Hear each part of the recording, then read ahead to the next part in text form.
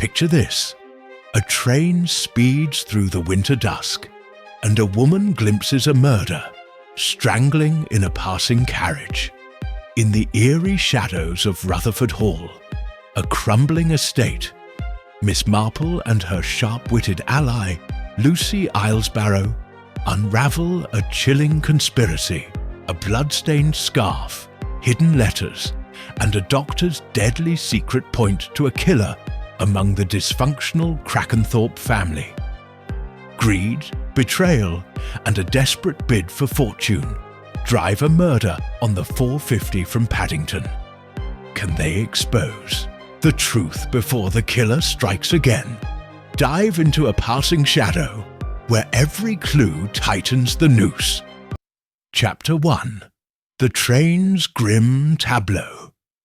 The 450 from Paddington swayed rhythmically through the gloaming, its wheels clattering a steady tattoo against the rails.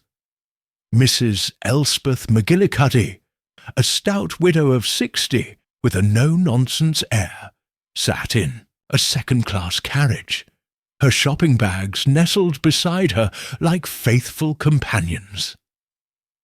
The winter afternoon had faded into a dusky haze, and the carriage's gas lamps cast a feeble glow, barely illuminating the worn upholstery. She adjusted her sensible hat, her thoughts drifting to the comforting prospect of tea with her old friend Jane Marple in St. Mary Mead. Elspeth was not a woman given to fancies. Her life in the small Scottish town of Milchester had been one of practicalities, managing a modest household, tending to her late husband's accounts, and organising the local Women's Institute with a firm hand. Yet, as the train bore her southward, a vague unease settled over her, perhaps stirred by the chill seeping through the window's ill-fitting frame. She glanced at her fellow passengers, a tired-looking clerk engrossed in a newspaper, a young mother soothing a fretful child, and an elderly man dozing under a plaid cap. None seemed to notice the world beyond their own concerns. It was then, as the train rounded a gentle curve, that another train approached from the opposite direction, its own windows aglow like a string of lanterns. The two trains drew level, their speeds matched for a fleeting moment, and Elspeth's gaze wandered to the passing carriage. The blinds were up, the interior starkly lit. In one window she saw a man and a woman, their figures framed as if on a stage. The man, tall and broad-shouldered, stood with his back to the window, his hands gripping the woman's throat. She struggled, her scarf, a vivid splash of silk, trailing as her body sagged.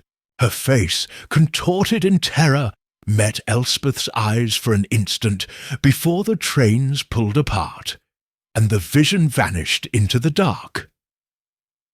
Elspeth gasped, her hand flying to her chest. The clerk glanced up, startled, but returned to his paper. The young mother murmured to her child, oblivious. Elspeth sat frozen, her heart pounding. Had she imagined it? No, the scene had been too vivid, too horribly real. She replayed it in her mind, the man's deliberate grip, the woman's desperate thrash. It was no lover's quarrel. It was murder, as plain as day. Gathering her wits, she rose and made her way to the guard's van, her shopping bags bumping against her knees. The guard, a wiry man with a bristling moustache, was sorting parcels. "Excuse me," Elspeth began, her voice steady despite her agitation. "I've just seen something dreadful. On the train that passed us, a man was strangling a woman. You must do something at once." The guard squinted at her, his expression a mix of scepticism and weariness. "Strangling, you say? On a moving train?" He scratched his chin. Likely a trick of the light, madam. Or perhaps a bit of horseplay. These evening trains, the shadows play queer tricks. It was no trick, Elspeth insisted, her Scots accent sharpening. I saw it clear as I see you. A woman was being killed. You must stop the train or telephone ahead, something. The guard sighed, clearly reluctant to complicate his shift. We'll be at Brackhampton in 20 minutes. I'll report it to the station master, and he can pass it to the police. Best I can do. He turned back to his parcels, dismissing. Her to Elspeth returned to her seat, indignation mingling with dread. The other passengers remained oblivious, the carriage's hum a mocking contrast to her turmoil.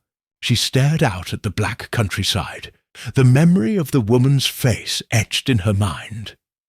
By the time the train pulled into Brackhampton, her resolve had hardened. She would not be brushed off. At the station, she found the station-master, a portly man with a harassed air, and repeated her story. He listened politely, but echoed the guard's doubts. No reports of trouble on that line, Mrs. McGillicuddy. But I'll inform the local police. They'll look into it. His tone suggested they would do no such thing. Frustrated but undeterred, Elspeth caught the connecting train to St. Mary Mead. The journey was short, but her thoughts raced. Someone had to believe her. Someone had to act. As the train slowed, she gathered her bags and stepped onto the platform. The village's familiar lights a small comfort. She made straight for Danemead Cottage, where Miss Jane Marple lived, a spinster of unassuming appearance but unparalleled perception. Miss Marple was in her sitting room, a cosy haven of chintz and lace, her knitting needles clicking softly. The fire cast a warm glow over her delicate features, belying the keen intelligence in her pale blue eyes. "Elspeth, my dear," she exclaimed, rising, "you're early, but you look quite shaken. Whatever's happened?" Over tea and scones, Elspeth poured out her story, her voice trembling only slightly. Miss Marple listened without interruption, her needle still, her gaze fixed on her friend. When Elspeth finished, Miss Marple leaned back, her lips pursed. "How very extraordinary," she murmured, "and how very disturbing. The guard and station-master thought I'd imagined it," Elspeth said bitterly. "But I know what I saw, Jane. That woman was murdered." Miss Marple nodded slowly. "I believe you, Elspeth. You've always had a clear head. This is no flight of fancy." She paused, her fingers tracing the edge of her teacup. "The question is, what became of the body? A murder on a train is bold, but disposing of the evidence, that takes planning." Elspeth shivered. "What can we do? The police won't listen." Miss Marple's eyes gleamed with quiet determination. "We shall make them listen, my dear. But first we must think. The railway runs near the Crackenthorpe estate, does it not? Rutherford Hall, I believe. If a body was removed, it might be thereabouts." She smiled faintly. "I'm too old to go traipsing along tracks, but I know someone who can. Leave it to me, Elspeth. We shall get to the bottom of this." As Elspeth left, reassured by her friend's calm resolve, Miss Marple returned to her knitting, her mind already weaving a pattern from the threads of a fleeting, deadly glimpse. Chapter 2. A Dismissed Vision. The fire in Miss Jane Marple's sitting room crackled with a comforting insistence, its glow casting long shadows across the chintz curtains and the polished mahogany table. The air carried the faint scent of lavender, from a bowl of potpourri, mingling with the homely aroma of freshly baked scones. Miss Marple, seated in her favourite armchair, her slight frame swathed in a soft woolen shawl, held her knitting needles with the delicate precision of a watchmaker. The needles clicked rhythmically, a counterpoint to the ticking of the mantel clock, as she listened to Mrs. Elspeth McGillicuddy's account of the grim spectacle on the 4:50 from Paddington. Elspeth, still clad in her sensible tweed coat, sat opposite, her hands clasped tightly in her lap. Her face, usually composed, bore the strain of the evening's ordeal. The journey from Brackhampton to St. Mary Mead had done little to quell her agitation, and the dismissive attitudes of the guard and station-master had only sharpened her resolve. She leaned forward, her voice low but firm, as she concluded her tale. "Jane, I know what I saw. It was no trick of the light, no lover's spat. That man was killing her, and no one will listen." Miss Marple set her knitting aside, her pale blue eyes fixed on her friend with an intensity that belied her frail appearance. She had known Elspeth McGillicuddy for decades, ever since their school days, and had always admired her practical, unembellished nature. Elspeth was not prone to hysterics or exaggeration. Her account, however shocking, carried the weight of truth. "My dear Elspeth," Miss Marple said softly, "I believe you entirely. You have a clear eye and a steady mind. What you saw was real, and we must treat it as such." Elspeth exhaled, her shoulders relaxing slightly. "Thank you, Jane, but what can we do? The police think I'm a foolish old woman, and the station-master barely humoured me." Miss Marple's lips curved into a faint, thoughtful smile. "People often underestimate women of our age, don't they? It's a mistake, but a useful one. It allows us to see things others miss." She rose, moving with a quiet grace to the tea-tray, where she poured another cup for Elspeth. The porcelain clinked gently as she handed it over. "Now, let us consider the matter logically. A murder on a train is a bold act, but not impossible. The difficulty lies in what happened next. A body cannot simply vanish." Elspeth sipped, her tea, her brow furrowing. Could he have hidden it on the train? In a compartment, perhaps? Miss Marple shook her head, returning to her chair. "Unlikely. Trains are searched at termini, and a body would be found. No, I suspect the murderer disposed of it quickly, perhaps by throwing it from the train. The line from Paddington to Brackhampton passes through open country, fields, woods, estates. If the body was ejected, it might lie undiscovered for some time." Elspeth's eyes widened. "You think it's out there, somewhere along the tracks?" "Precisely," Miss Marple said, her voice calm but resolute. "And if we are to find it, or any trace of this crime, we must consider where the trains were when you saw the act. You said it was just after the lights of London faded, yes? That places it roughly between West Drayton and Slough, or perhaps a little further, near the Crackenthorpe estate." Elspeth nodded. "Rutherford Hall, isn't it? I've heard of it. A big old place, falling to bits, they say." Miss Marple's fingers resumed their knitting, the needles moving almost of their own accord. "Yes, Rutherford Hall. The Crackenthorpe family still resides there, though their fortunes have waned. The railway runs close to their land, through a wooded copse, if memory serves. It's a secluded spot, ideal for concealing something, or someone." Her tone was matter-of-fact, but her eyes gleamed with the quiet excitement of a puzzle taking shape. "But Jane," Elspeth said, setting her cup down, "how can we investigate? I'm no sleuth, and you, well, you're not as young as you were."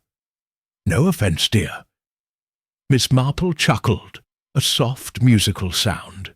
"None taken, Elspeth. My days of traipsing through woods are long past, but one need not run about to solve a mystery. The mind can travel where the body cannot." She paused, her gaze drifting to the fire. "However, we do need someone on the ground, someone clever, discreet, and unafraid of a challenge. I have just the person in mind." Elspeth leaned forward, intrigued. "Who?" "Lucy Barrow," Miss Marple said, her smile widening. "A remarkable young woman. She read mathematics at Oxford, you know, but chose domestic work, not out of necessity, but because she enjoys the challenge of bringing order to chaos. She's worked in some of the most difficult households in England, and she has a knack for noticing things others overlook. More importantly, she's utterly trustworthy." Elspeth's scepticism was evident. A housekeeper? To investigate a murder? "Oh, yes," Miss Marple said, her voice tinged with amusement. "A housekeeper sees everything, Elspeth. They move through a house unnoticed, privy to secrets the family barely acknowledges. If there's anything to be found at Rutherford Hall, Lucy will find it." Elspeth considered this, her practical mind weighing the idea. "But how will you get her there? You can't just send her to the Crackenthorpes and say, 'Look for a body.'" Miss Marple's eyes twinkled. "No, indeed. We shall be subtler than that.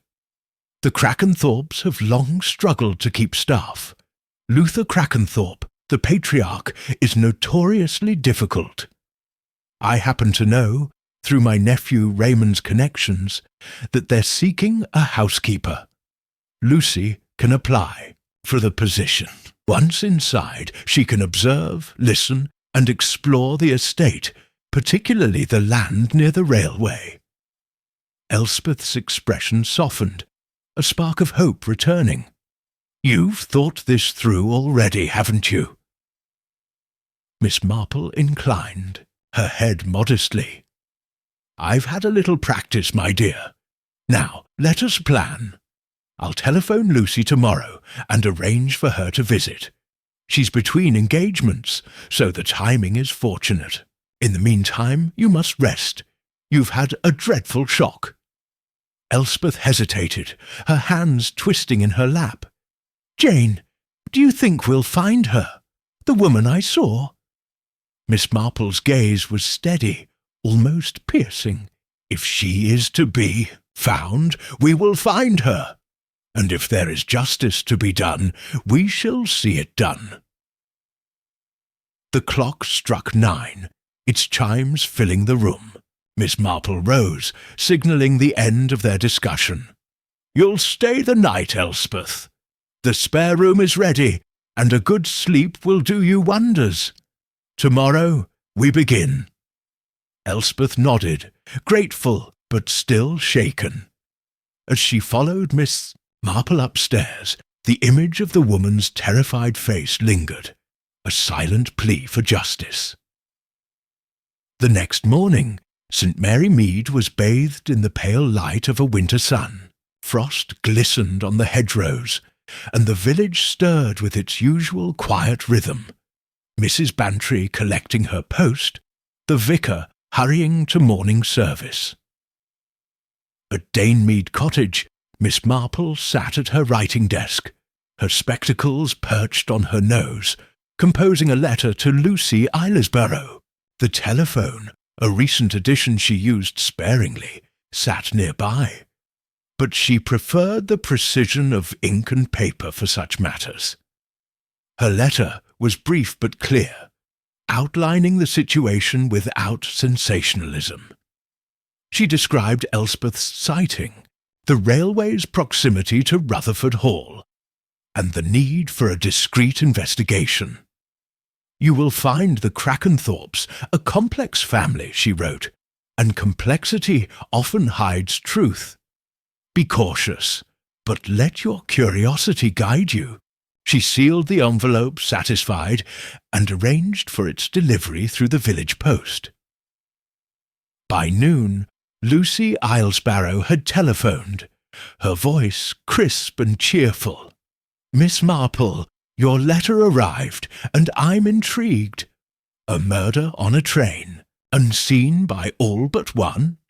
It's like something from a novel. I'll apply to Rutherford Hall at once.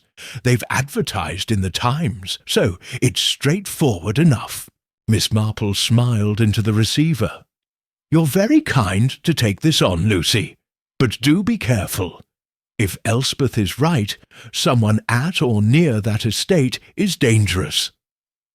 "Danger's part of the fun," Lucy replied lightly. "I'll report. Back as soon as I'm settled. Expect a letter by week's end." With that, the plan was set. Miss Marple hung up, her mind already turning to the Crackenthorpe family. She knew of them through village gossip and Raymond's occasional remarks. Luther, the miserly widower, Emma, his dutiful daughter, and the sons, each with their own ambitions. Rutherford Hall, she recalled, was a sprawling, dilapidated manor, its grounds overgrown and its finances strained. If a body had been disposed of there, the copse by the railway was the likeliest spot, secluded, rarely visited, and shielded by dense trees. She spent the afternoon with Elspeth, who was calmer but still resolute. Over lunch, cold ham and a eel, salad prepared by Miss Marple's maid, Cherry, they discussed the next steps. "I've half a mind to go to the police myself," Elspeth said, slicing her ham with vigour. "They can't ignore me forever." Miss Marple shook her head gently. "Not yet, Elspeth. The police need evidence, and we have none. Only your testimony, which they've dismissed. Let Lucy gather what she can. If there's a body, or any trace of this woman, it will force their hand." Elspeth sighed, her frustration palpable. "It's hard, Jane, knowing she's out there unclaimed. I keep seeing her face." Miss Marple reached across the table, her hand resting lightly on Elspeth's. "I know, my dear, but we are doing all we can. Patience is our ally now." That evening, as Elspeth retired early, Miss Marple sat by the fire, her knitting resumed. The needles moved steadily, but her thoughts were far from the scarf taking shape. She considered the nature of the crime. A murder on a train suggested either impulse or audacity. If planned, the killer had chosen a public yet fleeting stage, relying on the chaos of motion to obscure their act. If impulsive, something had provoked a sudden, lethal rage. Either way, the disposal of the body pointed to calculation, a mind accustomed to covering its tracks. She recalled a parallel from her village. Old Mr. Grayson, who'd pushed his drunken brother into a quarry during an argument, then claimed he'd wandered off. The body lay hidden for weeks until a shepherd's dog unearthed it. People, Miss Marple mused, were predictable in their sins. Greed, fear, or love twisted into hate. These were the threads that wove most crimes. The woman on the train, whoever she was, had crossed someone's path at the wrong moment. But whose? Her thoughts turned to Rutherford Hall. The Crackenthorpes were not strangers to scandal. There had been whispers years ago of Luther's ruthless business dealings, and one of the sons, Alfred perhaps, had been linked to dubious schemes. Emma, the daughter, was said to be kind but burdened, tethered to her father's demands. And then there was the doctor, Quimper, wasn't it, who attended the family. Miss Marple's memory, sharp as ever, recalled a passing remark from Mrs. Bantry about his charm and ambition. Ambitious men, she knew, could be dangerous when thwarted. She set her knitting down, her mind circling back to the railway. The copse by Rutherford Hall was key. If the body was there, Lucy would find some trace. A scrap of clothing, a disturbed patch of earth. If not, the mystery deepened. Had the killer retrieved the body later? Or was it hidden elsewhere, further along the line? Miss Marple resolved to consult a map tomorrow, to trace the train's path with precision. As the fire dwindled, she rose, her movements slow but deliberate. The clock showed 10, and the village was silent beyond her windows. She felt a quiet thrill, not unlike the one she'd known in her youth, when unraveling a knotty problem. Murder was a dark thing, but it was also a puzzle, and puzzles could be solved. With Lucy's eyes and her own mind, they would find the truth.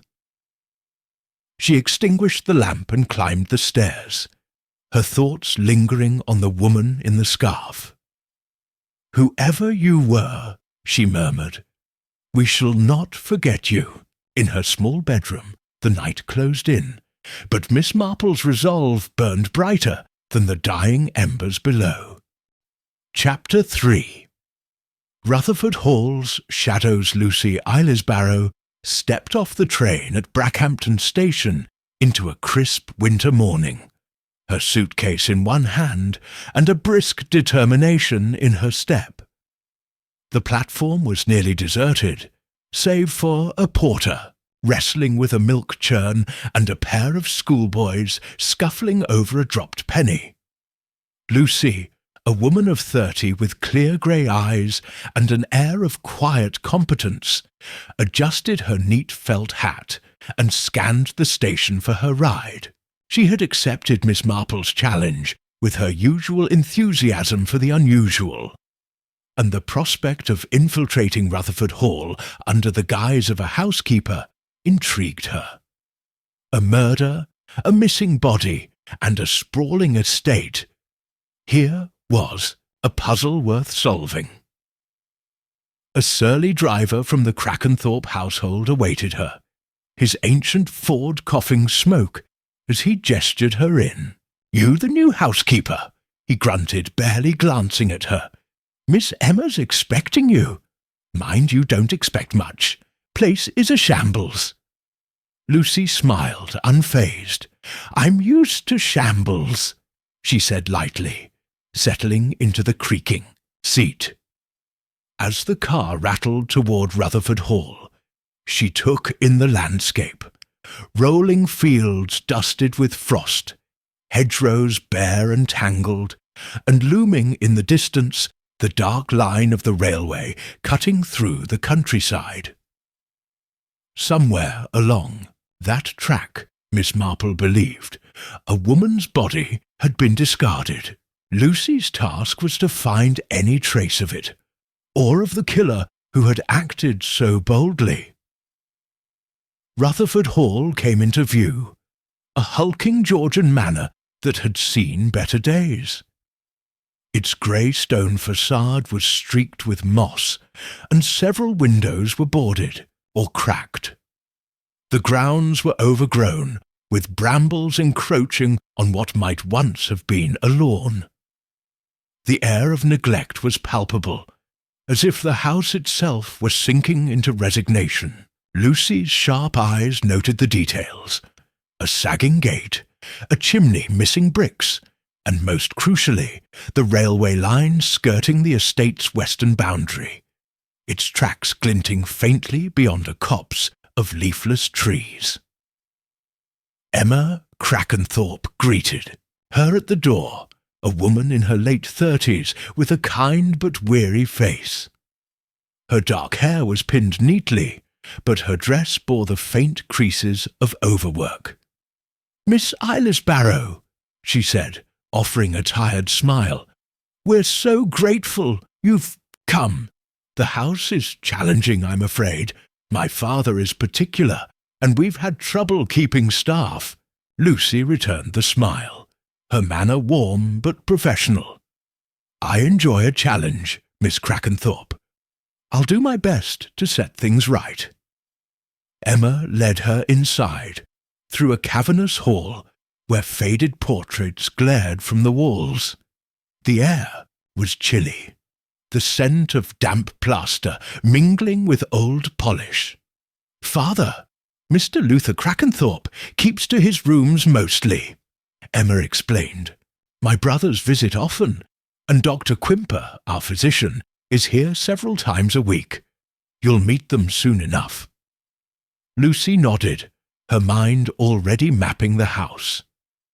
The ground floor held a drawing room, a library choked with dust, and a dining room with a table too large for the family it served. The kitchen, where she'd spend much of her time, was a cluttered domain ruled by a cook named Mrs. Kidder, whose grumbling suggested she'd long given up on order. Upstairs, the bedrooms were a mix of grandeur and decay, with moth-eaten curtains and warped floorboards. Lucy's own room, a small attic space, was Spartan but clean, offering a view of the railway and the copse beyond. She set to work at once, her efficiency masking her true purpose. By noon, she had organized the kitchen, placated Mrs. Kidder with a promise of new scrubbing brushes, and begun a mental inventory of the household. Emma, she noted, was the linchpin, managing her father's demands while mediating between her brothers. Luther Crackenthorpe, whom Lucy glimpsed through a half-open door, was a gaunt man of 70, his eyes sharp with suspicion as he pored over a ledger. His voice, querulous and cutting, carried down the hall. "No more coal, Emma. We're not made of money." The brothers arrived that afternoon, each distinct in manner and motive. Cedric, the eldest, was a dishevelled artist in his 40s, his corduroy jacket stained with paint. He lounged in the drawing-room, scoffing at the house's decay. "This pile's a mausoleum," he declared, lighting a cigarette. "Father clings to it like a dragon to gold, but it's worthless." His tone was bitter, hinting at a man who resented his father's control. Harold, the second son, was a contrast. A banker in a pristine suit, his manner stiff with self-importance. He spoke of investments and dividends, his eyes darting to Emma as if calculating her role in the family's finances. "We must modernize, Emma," he said over tea. "Father's hoarding will ruin us." Lucy, serving the tray, caught the edge in his voice. Ambition, perhaps, or desperation. Alfred, the youngest, arrived last, his slick charm and sharp suit marking him as a man who lived on the fringes of respectability. He winked at Lucy as she cleared the cups, murmuring, "You're wasted here, love." His familiarity grated, but she smiled politely, noting his restless energy. Alfred, she suspected, was the sort who knew more than he let on. Dr. Quimper, who joined them for dinner, was the most intriguing, a handsome man in his early 40s, with dark hair and a disarming smile. He exuded confidence. His attention to Emma was marked, his hand lingering on hers as he inquired about her health. "You're overworked, Emma," he said, his voice smooth. "You must let me take care of you." Emma blushed, but Luther, at the head of the table, snorted. "She's fine, Quimper. Save your doctoring for paying patients." Lucy, moving silently as she served, observed the dynamics. Quimper's charm was practised, his eyes calculating even as he laughed. Cedric ignored him. Harold eyed him with suspicion, and Alfred exchanged a glance with him that suggested some shared secret.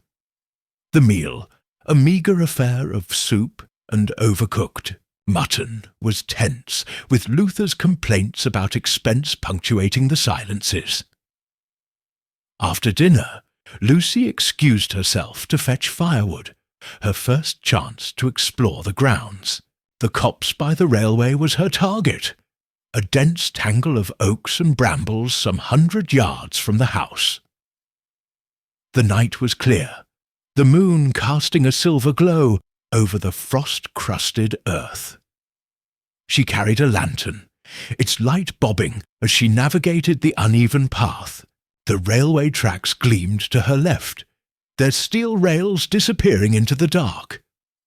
The copse itself was eerily quiet, the only sound the crunch of her boots and the distant hoot of an owl.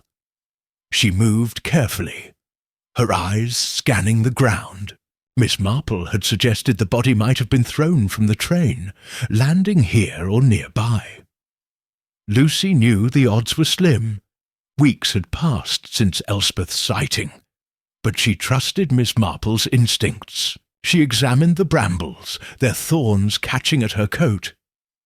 Near the edge of the copse, where the trees thinned, she paused.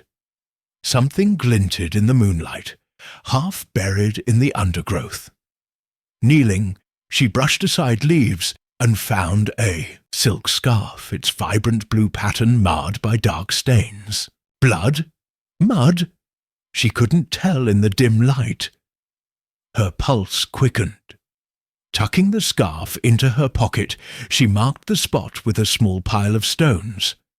The stains would need closer inspection, but the scarf's quality, fine, expensive, suggested it didn't belong to a casual passer-by.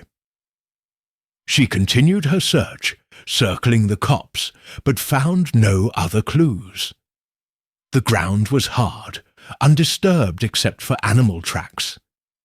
If a body had been here, it was gone now, or hidden with care. Back at the house, Lucy retired to her room, locking the door before examining the scarf. The stains were indeed blood, dried and flaking, but unmistakable. The fabric bore a faint monogram, MD, stitched in gold thread. She folded it carefully, placing it in her suitcase beneath a layer of clothes. Tomorrow she would write to Miss Marple, enclosing a description and her suspicions. The scarf was a thread in the mystery, but whether it led to the murdered woman or another secret, she couldn't yet say. The next morning, Lucy threw herself into her duties, her efficiency winning Emma's gratitude and Mrs. Kidder's grudging respect. She scrubbed floors, dusted shelves, and mended a torn curtain, all while listening to the household's rhythms. Emma confided in her over breakfast, her voice low. "Father's worse lately, Miss Islesbarrow. He's obsessed with money, convinced we're all plotting to rob him. It's exhausting." Lucy nodded sympathetically. "Families can be trying. Your brothers seem spirited." Emma sighed. "That's one way to put it. Cedric's always been a dreamer. Harold's all business, and Alfred, well, he's trouble, but he's family." She hesitated, then added, "Dr. Quimper's been a comfort, though father doesn't like him." Lucy filed this away, her mind turning to Quimper. His attentiveness to Emma was more than professional, and Luther's hostility suggested he saw the doctor as a threat. Was Quimper after Emma's affection, or something more tangible, like the Krakenthorpe fortune? She resolved to watch him closely. That afternoon, As she polished silver in the dining room, she overheard a heated exchange outside. Alfred and Quimper stood by the stables, their voices low but tense. "You said it was handled," Alfred hissed. "Now there's talk in the village. If this gets out—" "It won't," Quimper snapped. "Keep your mouth shut and we're fine. The cops is clear." Lucy's heart skipped. The cops. She bent over the silver, her movements deliberate, as the men moved out of earshot. Their words confirmed her suspicions. Something had happened in that wooded patch, something they wanted hidden. Was it the body, or another secret tied to the estate? She spent the rest of the day probing subtly. To Mrs. Kidder, she mentioned the cops casually, asking if it was used for firewood. "Not in years," the cook grunted. "Too wild, and Mr. Luther won't pay for clearing it." To Emma she inquired about visitors to the estate, hoping for a hint of an outsider. "No one but family and Dr. Quimper," Emma said, "though Alfred brings odd types sometimes. Business, he says." By evening, Lucy was exhausted but exhilarated. The scarf, the overheard conversation, the family's tensions, all were pieces of a puzzle she was only beginning to grasp. She sat at her small desk, penning a letter to Miss Marple. "I found a scarf with bloodstains in the copse," she wrote, "and heard Alfred and Quimper mention it in a suspicious context. The family is fractured, each with their own motives. I'll keep searching, but I sense danger here. Please, advise." Sealing the letter, she slipped it into her pocket for the morning post.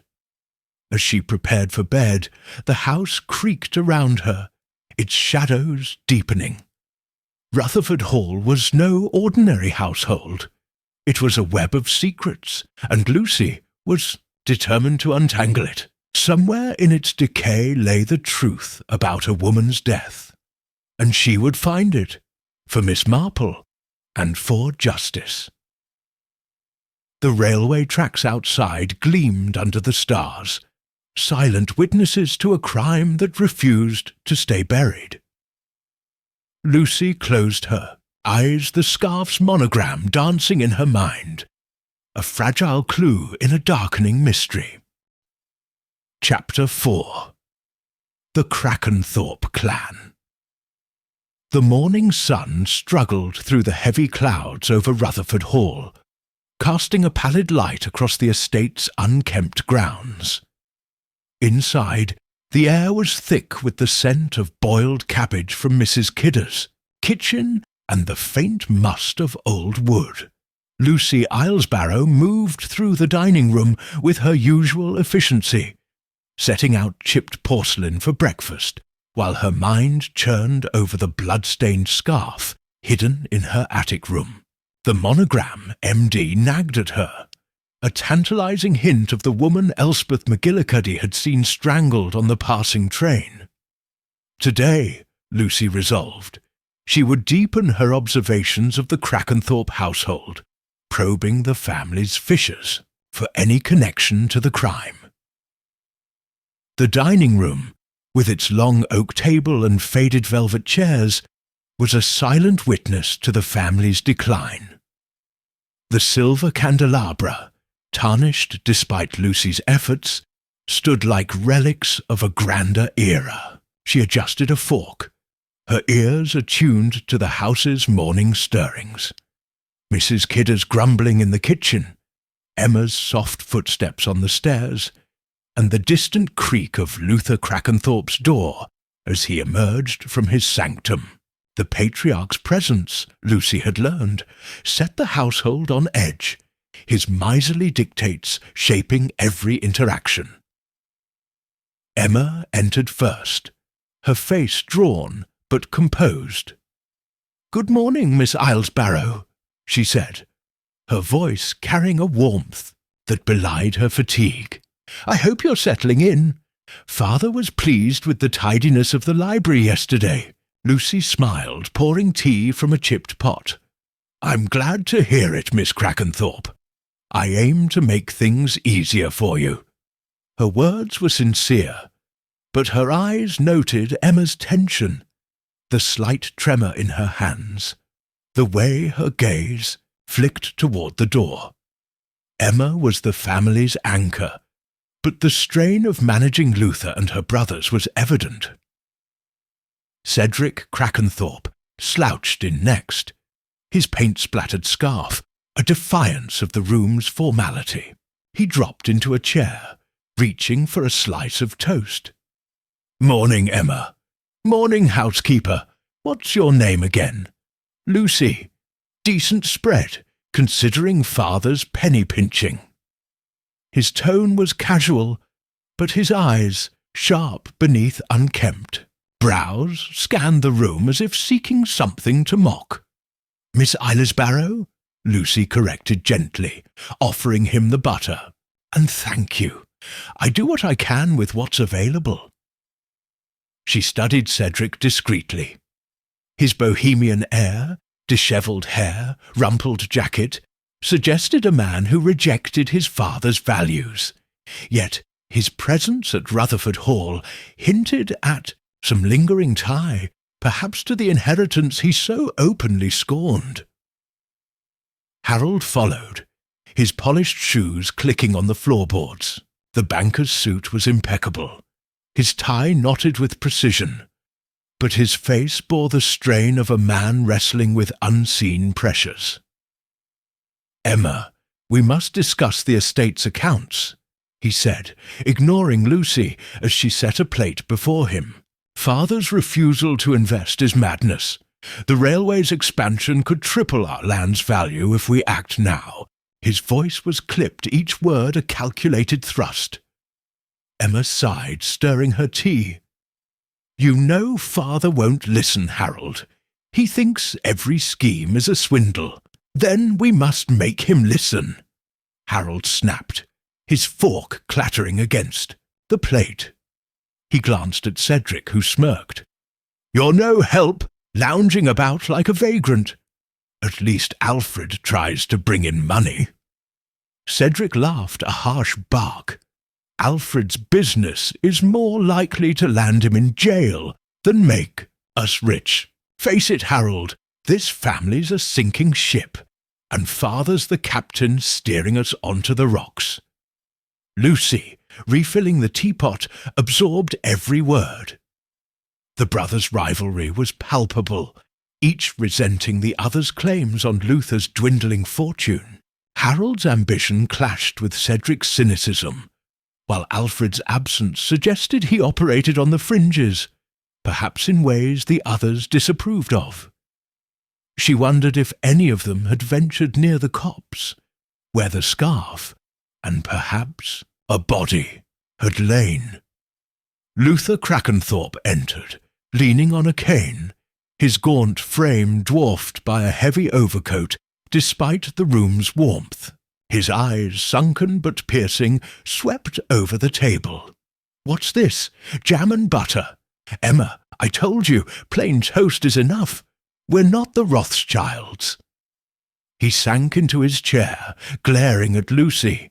"You girl, don't waste my money on fripperies." Lucy met his gaze calmly. "Of course, Mr. Crackenthorpe. I'll keep that in mind." She withdrew to the sideboard, her deference masking her scrutiny. Luther's paranoia about money was more than eccentricity. It was a wall he'd built around himself, alienating his children and fueling their greed. If the murdered woman had threatened that fortune, might one of them have acted to protect it? Alfred arrived late, his slick hair and flashy tie a stark contrast to the room's gloom. He flashed a grin at Lucy, who handed him a cup without comment. "Morning, all. Father, you're looking spry. Emma, you're a saint for putting up with us." His charm was practiced, but his eyes darted nervously, lingering on Harold, who ignored him. Alfred's arrival shifted the room's dynamic, the others tensing as if braced for his next scheme. Breakfast proceeded in strained silence, broken only by Luther's complaints and Cedric's barbed remarks. Lucy, clearing plates, noted the family's isolation from one another. Each seemed to inhabit their own world, connected only by the promise of inheritance. She wondered about the woman on the train. Had she known the Krakenthorpes? Was she a threat to their fragile equilibrium? After breakfast, Lucy seized a moment to speak with Emma alone, helping her carry linens to the laundry. "It must be hard managing everyone," Lucy said, folding a sheet. "Your brothers seem strong-willed." Emma gave a wry smile. "That's one way to put it. Cedric's always been a rebel. Harold's obsessed with status, and Alfred, well, he's clever, but not always honest. I try to keep the peace, but Father makes it difficult." She hesitated, then added, "Dr. Quimper's been a great help. He's so kind, always checking on Father and me." Lucy nodded, noting the flush in Emma's cheeks. "He seems devoted," she said carefully. "Does he visit often?" "Several times a week," Emma replied. "Father grumbles, but Dr. Quimper's the only one who can manage his moods. He's proposed, you know, but Father won't hear of it." Her voice held a mix of affection and resignation. Lucy filed this away. Quimper's interest in Emma was clear, but was it love or calculation? A marriage to Emma could secure a claim to Luther's wealth, especially if the brothers were sidelined. She resolved to observe the doctor closely, suspecting his charm concealed more than it revealed. Her chance came that afternoon when Dr. Quimper arrived, his black medical bag swinging as he strode into the hall. His smile was disarming, his manner polished as he greeted Emma with a gentle touch on her arm. "You're looking pale, Emma," he said, his voice warm. "You mustn't overdo it." He glanced at Lucy, his eyes appraising. "Miss Eilesbarrow, isn't it? You've brought some order to this chaos, I hear."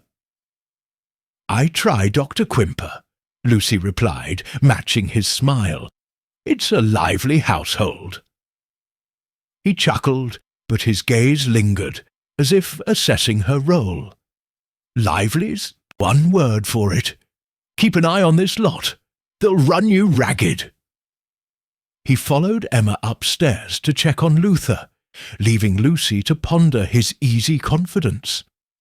Was it the assurance of an innocent man, or the mask of one with secrets? Later, as she swept the back stairs, Lucy overheard another fragment of conversation, this time between Alfred and Cedric in the library. The door was ajar, their voices low but audible. "You're playing a dangerous game," Cedric said, his tone sharp. "If Father finds out what you're up to with Quimper, you're finished." "Relax," Alfred replied, his voice oily. "It's under control. The cops is clean, and no one's asking questions. Just keep your mouth shut." Lucy's broom stilled. The cops again. The mention of Quimper in the same breath was no coincidence. She resumed sweeping, her movements slow to avoid detection. But the men moved on, their voices fading. The exchange confirmed her suspicions. Alfred and Quimper were entangled in something illicit, and the cops was central to it. Was it the disposal of the body, or something else entirely? That evening, Lucy took advantage of a quiet moment to explore the house's less-used corners. The servants' passages, narrow and dusty, offered a discreet vantage point. From a landing overlooking the drawing room, she watched the family gather after dinner. Luther, ensconced in an armchair, muttered about expenses while Emma tried to soothe him. Cedric sketched idly, his pencil scratching loudly, while Harold paced, clutching a financial journal. Alfred lounged by the fire, his smirk suggesting private amusement. Quimper, present again, sat close to Emma, his conversation light but his eyes watchful. Lucy noted the undercurrents, Harold's impatience with Luther, Cedric's disdain for Harold, Alfred's sly glances at Quimper. Emma, caught in the middle, seemed unaware of the tensions swirling around her. Lucy wondered if the murdered woman had stumbled into this web, perhaps a creditor of Alfred's, a rival of Quimper's, or someone who knew too much about the family's affairs. Her exploration continued in the library, where she dusted shelves while searching for clues. The books, mostly untouched, ranged from leather-bound classics to crumbling ledgers. One caught her eye, a railway timetable, its pages dog-eared at the London to Brackhampton route. The 4:50 from Paddington was circled in pencil. Her heart quickened. Was this a coincidence, or evidence that someone in the household had planned around that train? She slipped the timetable back, resolving to mention it in her next letter to Miss Marple. As night fell, Lucy ventured outside again, this time under the pretense of checking the coal shed. The copse loomed in the darkness, its trees skeletal against the starry sky. She didn't dare approach, too risky with the family awake, but she studied its outline, noting a faint path leading from the house. If a body had been moved, that path might have been used. She returned indoors, her mind racing with possibilities. In her room, she penned a second letter to Miss Marple, detailing the family's dynamics, Quimper's proposal, and the railway timetable. "The copse is key," she wrote. "Alfred and Quimper are hiding something there, and the timetable suggests intent. I'll investigate further, but the house feels like a powder keg. Your guidance would be welcome."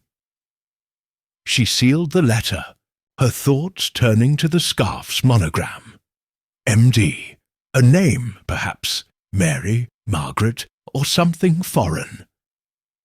The answer lay within Rutherford Hall, or just beyond it. The house settled into silence, its creaks and groans a reminder of its age and secrets. Lucy lay awake, the scarf's bloodstains vivid in her mind. The Crackenthorpes were a fractured clan, each member a potential suspect. Cedric's bitterness, Harold's ambition, Alfred's scheming, Quimper's calculated charm. Any could have killed to protect their stake in Luther's fortune. Or perhaps the motive was simpler, a personal grudge the family didn't suspect. Whatever the truth, Lucy was determined to uncover it, thread by fragile thread. Outside, the railway tracks lay quiet, their steel gleaming under the moon. Somewhere, along their path, a woman's life had ended, and Rutherford Hall held the key to why. Lucy closed her eyes, the puzzle sharpening in her mind as the night deepened around her. Chapter 5. A Body Unearthed. The winter chill clung to Rutherford Hall, seeping through its cracked windows and settling in its shadowed corridors. Lucy Eyler's Barrow rose early, her breath visible in the attic room's frosty air. The blood-stained scarf, hidden beneath a loose floorboard, weighed on her mind, its monogram, M.D., a silent challenge. Her days at the Crackenthorpe estate had revealed a family fractured by greed and suspicion, but no concrete link to the murder Elspeth McGillicuddy had witnessed on the 4:50 from Paddington. Today, Lucy sensed, might change that. The house buzzed with an unspoken tension, as if the walls themselves anticipated a revelation. She descended to the kitchen, where Mrs. Kidder was already wrestling with a blackened kettle. "Morning, Miss Lucy," the cook muttered, her tone less hostile than usual. "You're up with the larks. Mind you don't cross Mr. Luther today. He's in a right state about the coal bill." Lucy nodded, stirring porridge with practised ease. Her role as housekeeper gave her access to every corner of the household, and she intended to use it, particularly to probe the copse by the railway, where the scarf suggested a darker truth. Breakfast was a subdued affair. Emma Crackenthorpe, pale and distracted, served her father while deflecting his complaints about the extravagant oatmeal. Cedric, nursing a hangover, slouched over his coffee, his usual sarcasm muted. Harold, immaculate, as ever, read a financial report, his jaw tight with suppressed irritation. Alfred, unusually quiet, picked at his food, his eyes flicking toward the window. Dr. Quimper was absent, a relief to Lucy, who found his charm increasingly suspect. She moved silently, clearing plates and noting the family's unease. Something had shifted, perhaps news, perhaps guilt. As she scrubbed the breakfast dishes, a commotion erupted outside. The kitchen window overlooked the stable yard, where a farmhand named Tom Griggs stood, gesticulating wildly to Emma. Lucy dried her hands and slipped out, her curiosity piqued. Tom, a wiry man with a weathered face, was breathless. "Miss Emma, you'd best come quick. I was checking the fences by the copse and, well, there's something there, something bad." Emma's face drained of colour. "What do you mean, Tom?" "A body, miss," he said, lowering his voice. "A woman, all tangled in the brambles. Been there a while, by the look of her." Lucy's heart thudded, but she kept her expression neutral. "Shall I fetch someone, Miss Crackenthorpe?" she offered, her voice steady. Emma nodded, her hands trembling. "Yes, please, Lucy. Get Dr. Quimper. He's in the village. And telephone the police. Tell them it's urgent." She turned to Tom. "Show me where, but don't touch anything." Lucy hurried to the hall, where the ancient telephone sat on a cluttered table. She dialed the village doctor's surgery, catching Quimper just as he was leaving. "Dr. Quimper, it's Lucy Eilesbarrow from Rutherford Hall. There's been a discovery in the copse. A body. Miss Emma needs you at once."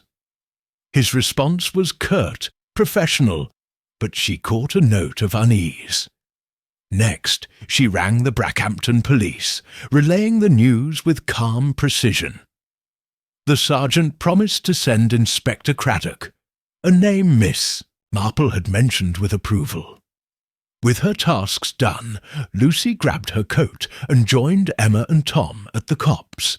The morning was grey, the air heavy with the promise of snow. The copse, a dense thicket of oaks and thorns, loomed at the estate's edge, the railway tracks glinting beyond. Tom led them to a clearing where the brambles parted, revealing a grim sight. A woman's body lay half-hidden, her cheap wool coat torn, her face pale and marred by the elements. Her neck bore livid marks, unmistakable signs of strangulation. No scarf adorned her, a detail Lucy noted with a chill, recalling the silk one in her room. Emma gasped, turning away. "How awful!"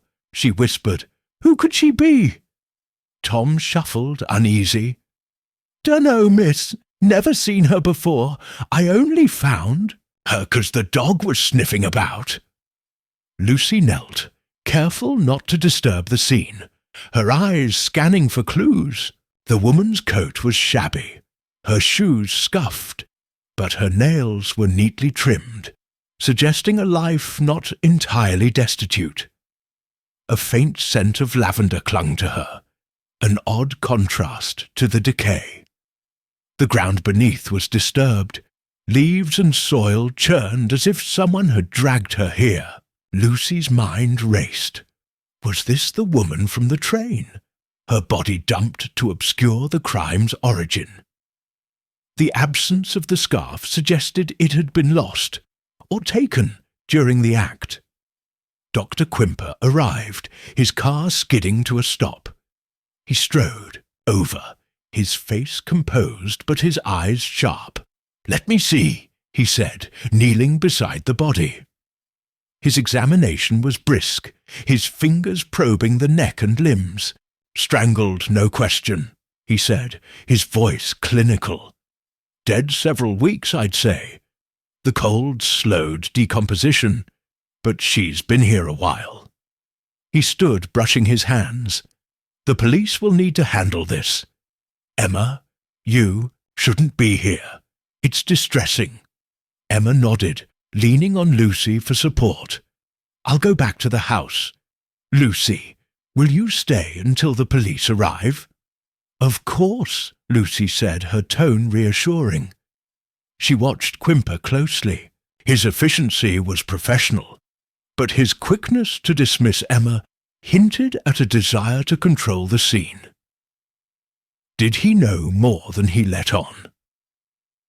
His earlier conversation with Alfred about the cops echoed in her mind. Inspector Craddock arrived within the hour, a tall man with a courteous manner and keen grey eyes. His team, a sergeant and a photographer, set to work, cordoning off the area and snapping pictures. Craddock questioned Tom first, then turned to Lucy. "Miss Ilis Barrow, is it? You're the housekeeper here. Tell me exactly what happened." Lucy recounted the morning's events, omitting her own suspicions and the scarf. "I was in the kitchen when Tom came running. Miss Emma asked me to call Dr. Quimper and the police. I stayed to assist." Her voice was calm, her details precise, earning a nod from Craddock. "You've a cool head," he said, scribbling in his notebook. "Anything else you've noticed? Strangers about the estate? Odd behaviour?" Lucy hesitated, choosing her words. "The family's been tense, but that's not unusual. No strangers that I've seen. The cops isn't visited often. It's too overgrown." She kept her tone neutral, aware that Craddock's sharp gaze missed little. He thanked her and moved to examine the body, conferring with Quimper. Lucy lingered, catching snatches of their talk. "No identification," Quimper said. "No purse, no papers. She's a nobody, by the look of her." Craddock frowned, clearly unsatisfied, and instructed his men to search the copse for further evidence. Lucy returned to the house, her mind racing. The body's discovery confirmed Elspeth's story, but raised new questions. Why had it remained hidden so long? Had the killer believed it safe, or had they planned to move it? The scarf's absence was telling. Either it had been overlooked, or someone had retrieved it, unaware Lucy had found it first. She needed to consult Miss Marple, whose insight could untangle these threads. At the house, the news had spread, plunging the Krakenthorpes into chaos. Luther, barricaded in his study, shouted about trespassers and scandal. Cedric, sketching in the drawing-room, seemed oddly detached, muttering about bad luck. Harold paced the hall, his face ashen, muttering about the estate's value plummeting. Alfred, chain-smoking by the fire, avoided Lucy's gaze, his usual bravado gone. Emma, in the kitchen, was brewing tea, her hands shaking. "It's horrible, Lucy," she said. "Who could do such a thing?" "We'll find out," Lucy said gently, squeezing her arm. "The police are thorough." She didn't mention her own role, but Emma's gratitude strengthened her resolve. The family's reactions, fear, indifference, evasion, were pieces of the puzzle, each revealing a facet of their character. That afternoon, Miss Marple arrived, her visit arranged under the pretext of checking on Lucy, her niece. Leu, old lady, frail but alert, stepped into the hall, her black lace mittens clutching a worn handbag. Emma greeted her warmly, relieved by the distraction. "Miss Marple, it's kind of you to come. I'm afraid we're in turmoil. A dreadful discovery in the copse." Miss Marple's pale blue eyes gleamed with sympathy. "My dear, how shocking! Lucy wrote to me, but I hadn't imagined this. A body, you say?" Her voice was soft, her curiosity veiled by concern. Emma, eager to unburden herself, recounted the morning's events, unaware of Miss Marple's deeper interest. Lucy led Miss Marple to the library, where they could speak privately. The room, with its sagging shelves and moth-eaten curtains, felt like a tomb. Miss Marple settled into a chair, her knitting emerging from her bag like a talisman. "Well, Lucy," she said, her needles clicking, "this is a development. Tell me everything, from the body to the family's behaviour." Lucy described the scene in the copse, the body's condition, and Quimper's swift assessment. She produced the scarf, unwrapping it carefully. "I found this days ago, near where the body was. The stains are blood, and the monogram, M.D., might be a name. The woman today had no scarf, which makes me think this was hers, lost in the struggle." Miss Marple examined the scarf, her fingers tracing the silk. "French and costly," she murmured. "Not the sort of thing a woman in a cheap coat would wear, unless it was a gift, or a relic of better days. The monogram is promising. Mary, perhaps, or Madeline. We must learn more." She handed it back, her eyes narrowing. "What of the family? How did they take the news?" Lucy recounted their reactions. Luther's rage, Cedric's detachment, Harold's panic, Alfred's unease. "Alfred's the most suspicious," she said. "He and Quimper mentioned the copse before, as if hiding something. And I found a railway. Timetable in the library marked at the 4:50. It's too precise to be chance." Miss Marple nodded, her needles pausing. "Very good, Lucy. The timetable suggests planning, and Alfred's nerves betray knowledge. Quimper, too, is interesting. His eagerness to examine the body could be professional, or a chance to ensure nothing incriminating remained." She leaned forward, her voice low. "The body was moved, I'm certain. The train was no place to hide it, so it was thrown off, likely near the copse for convenience. The killer didn't expect it to be found so soon." Lucy frowned. "But why leave it there at all? Why not bury it deeper?" "Time, my dear," Miss Marple said. "A train murder is impulsive, or at least constrained by the journey. The killer had minutes to act before the next station. The copse was a quick solution, but not a perfect one." She resumed knitting, her mind clearly racing. "We must identify this woman. She's the key. If she knew someone here, Quimper, Alfred, even one of the others, her death was no random act," Lucy agreed, her resolve hardening. "I'll keep watching. Quimper's due tomorrow. and I'll try to learn more about Alfred's business. The police will question everyone, which might shake something loose." Miss Marple smiled, a glint of approval in her eyes. "You're doing splendidly, Lucy. But be cautious. A cornered killer is dangerous, and this house is full of corners." She tucked her knitting away, rising with surprising agility. "I'll return to St. Mary Mead tonight, but write to me at once if anything develops. And keep that scarf safe. It's our only link to her."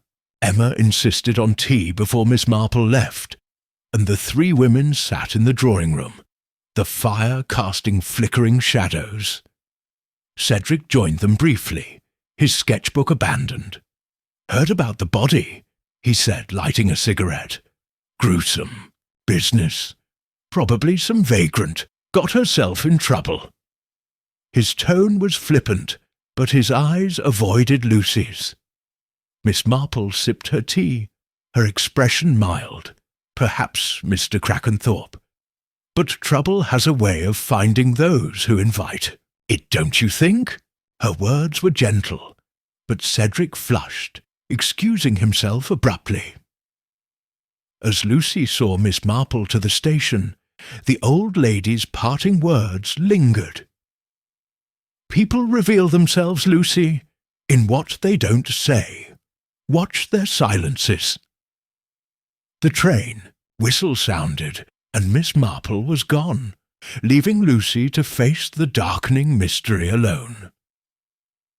Back at Rutherford Hall, the police presence lingered, Craddock interviewing the family one by one.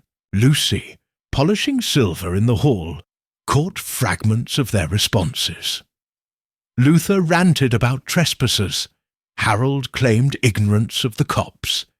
Cedric admitted wandering there but saw nothing, and Alfred swore he hadn't been near it in months. Their denials were too uniform, Lucy thought, as if rehearsed. That night she lay awake, the scarf's monogram haunting her. The body was real, the murder undeniable, but the why and who eluded her. The Crackenthorpes, with their tangled motives, were a maze of suspicion. Quimper's smooth control, Alfred's nervous glances, even Emma's quiet endurance. Each could hide a killer's heart. The cops, silent beyond her window, held the truth, and Lucy vowed to uncover it, for the woman who had died and the justice she deserved. Chapter 6.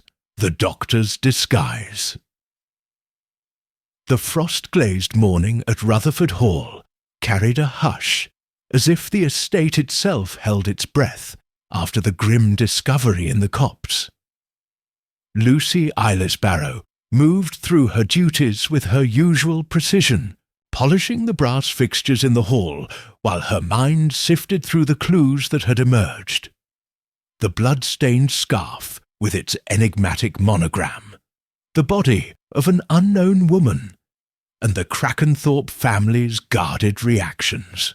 Inspector Craddock's investigation had stirred the household, but no arrests had followed, and Lucy sensed the killer was still among them, cloaked in familiarity.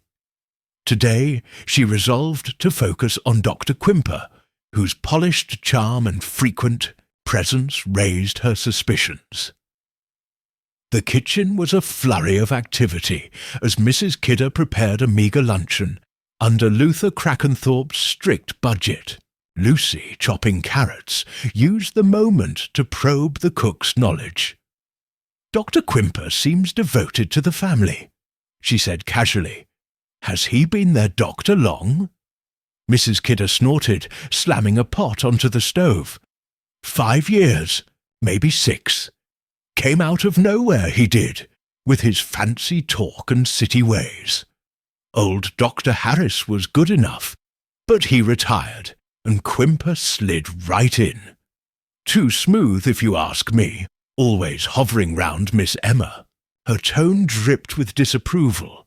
confirming Lucy's impression of Quimper's calculated intimacy. Lucy nodded, her knife steady. He's attentive, certainly. Does he ever wander the grounds? The copse, perhaps? Mrs. Kidder's eyes narrowed, but she shook her head. Not that I've seen. Sticks to the house, fussing over Mr. Luther's acres. Mind you, he's got a sharp eye, misses nothing. She lowered her voice. Heard him and Alfred whispering once, near the stables. Couldn't catch much, but it wasn't about medicine. Lucy filed this away, her pulse quickening.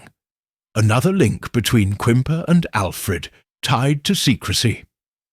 She finished the carrots and excused herself, heading to the library to dust the shelves, a task that allowed her to linger near the family's conversations. The room, with its musty tomes and cracked leather chairs, was empty, but the railway timetable she'd found earlier still lay on a side table, its marked page a silent accusation. She resisted the urge to examine it further, aware that any disturbance might alert the household. Emma Crackenthorpe entered, carrying a tray of mending. Her face, usually composed, bore new lines of strain, the weight of the police presence and her father's tirades taking their toll. "Lucy, you're a marvel," she said, settling into a chair. "The house hasn't been this orderly in years. I don't know how you manage under all this unpleasantness." Lucy smiled, wielding her duster with care. "It's just a matter of keeping on, Miss Crackenthorpe, though I imagine the police business is hard on everyone." She paused, gauging Emma's mood. Dr. Quimper must be a comfort, being so close to the family. Emma's cheeks flushed slightly, her needle pausing. "He's been very kind. He checks on Father daily, and he's asked me to marry him, though Father disapproves. It's complicated." Her voice held a mix of affection and doubt, as if she sensed something amiss but couldn't name it. Lucy seized the opening, her tone gentle. "A proposal's a serious thing. Has he been in Brackhampton long?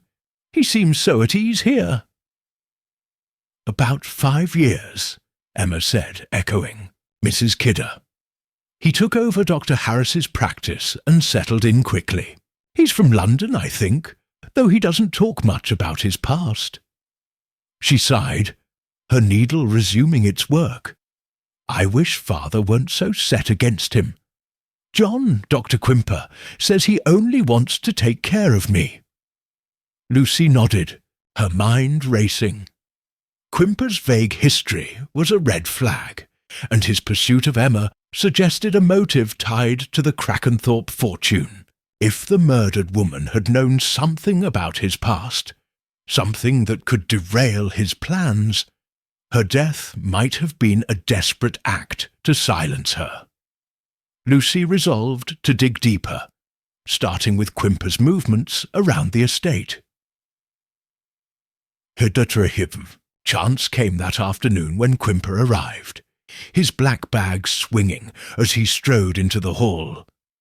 His smile was as disarming as ever, but Lucy caught a flicker of tension in his eyes, as if the body's discovery had unsettled him. He greeted Emma with a kiss on the cheek, his hand lingering on her arm. "You're overworked, my dear," he said, his voice smooth. "Let me handle your father today." He glanced at Lucy, his gaze appraising. "Miss Islesbarrow, keeping the ship afloat, I see." "Doing my best, Dr. Quimper," Lucy replied, her smile polite but guarded. She noted his ease, the way he moved through the house as if it were his own. Was it confidence, or the arrogance of a man who believed his secret safe? While Quimper was upstairs with Luther, Lucy slipped into the morning room, where Emma kept the household records. The desk was cluttered with bills and letters, but a small ledger caught her eye. Medical expenses meticulously noted. Flipping through, she saw Quimper's name repeatedly, his visits frequent and his fees modest, suggesting either generosity or a strategy to ingratiate himself. One entry, dated a year earlier, mentioned a consultation for an unnamed patient at an address in London.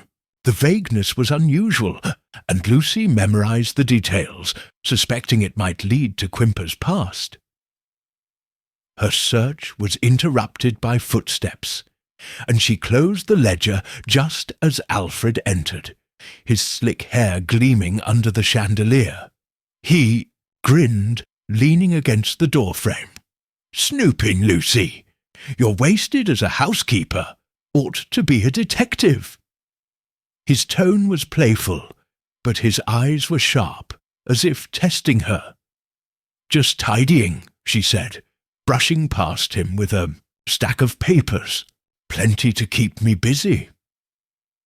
She felt his gaze on her back, a reminder to tread carefully.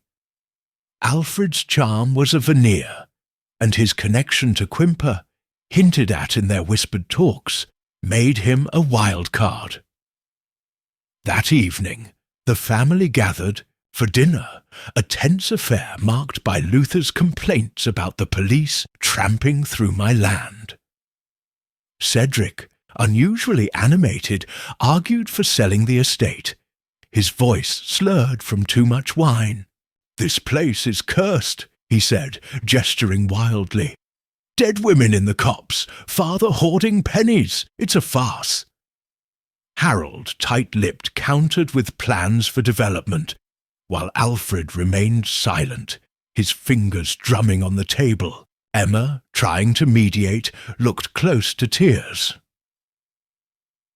Quimper, present as always, steered the conversation to lighter topics, his anecdotes about village life smoothing the edges of the family's discord. Lucy, serving the watery soup, watched him closely. His control was masterful, but a glance he exchanged with Alfred, brief, almost imperceptible, betrayed a shared understanding. She recalled Miss Marple's advice to watch for silences, and Quimper's silences were loud with intent. After dinner, Lucy volunteered to clear the stables, a pretext to revisit the copse under cover of dusk. The police had cordoned off the area, but their search had been cursory, focused on the body itself. She carried a small torch, its beam cutting through the gathering dark. The copse was silent, the brambles casting jagged shadows.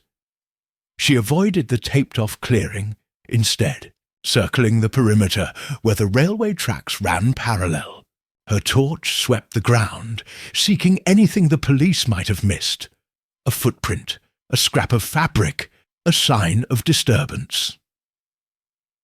Near the path leading to the house, she found it, a patch of earth, partially hidden by leaves, where the soil was looser, as if recently turned. Kneeling, she brushed the leaves aside, revealing a shallow depression, too small for a body, but large enough for something else. A bag, perhaps, or a bundle of evidence. The discovery sent a chill through her. Had the killer returned to hide something after dumping the body? She marked the spot with a stick, planning to return with better light. Back at the house, Lucy found Inspector Craddock in the hall, his coat dusted with frost. He was questioning Emma, who looked exhausted. "Miss Crackenthorpe, you're certain no one unfamiliar has been on the estate? No visitors, no tradesmen?" "None that I know of," Emma said, her voice faint. "My brothers come and go, and Dr. Quimper, of course, but no strangers." Craddock's eyes met Lucy's, and he beckoned her over. "Miss Aylesbarrow, A word. You've been here a week. Anything strike you as odd, beyond the obvious? Lucy chose her words carefully, aware that candour could expose her role.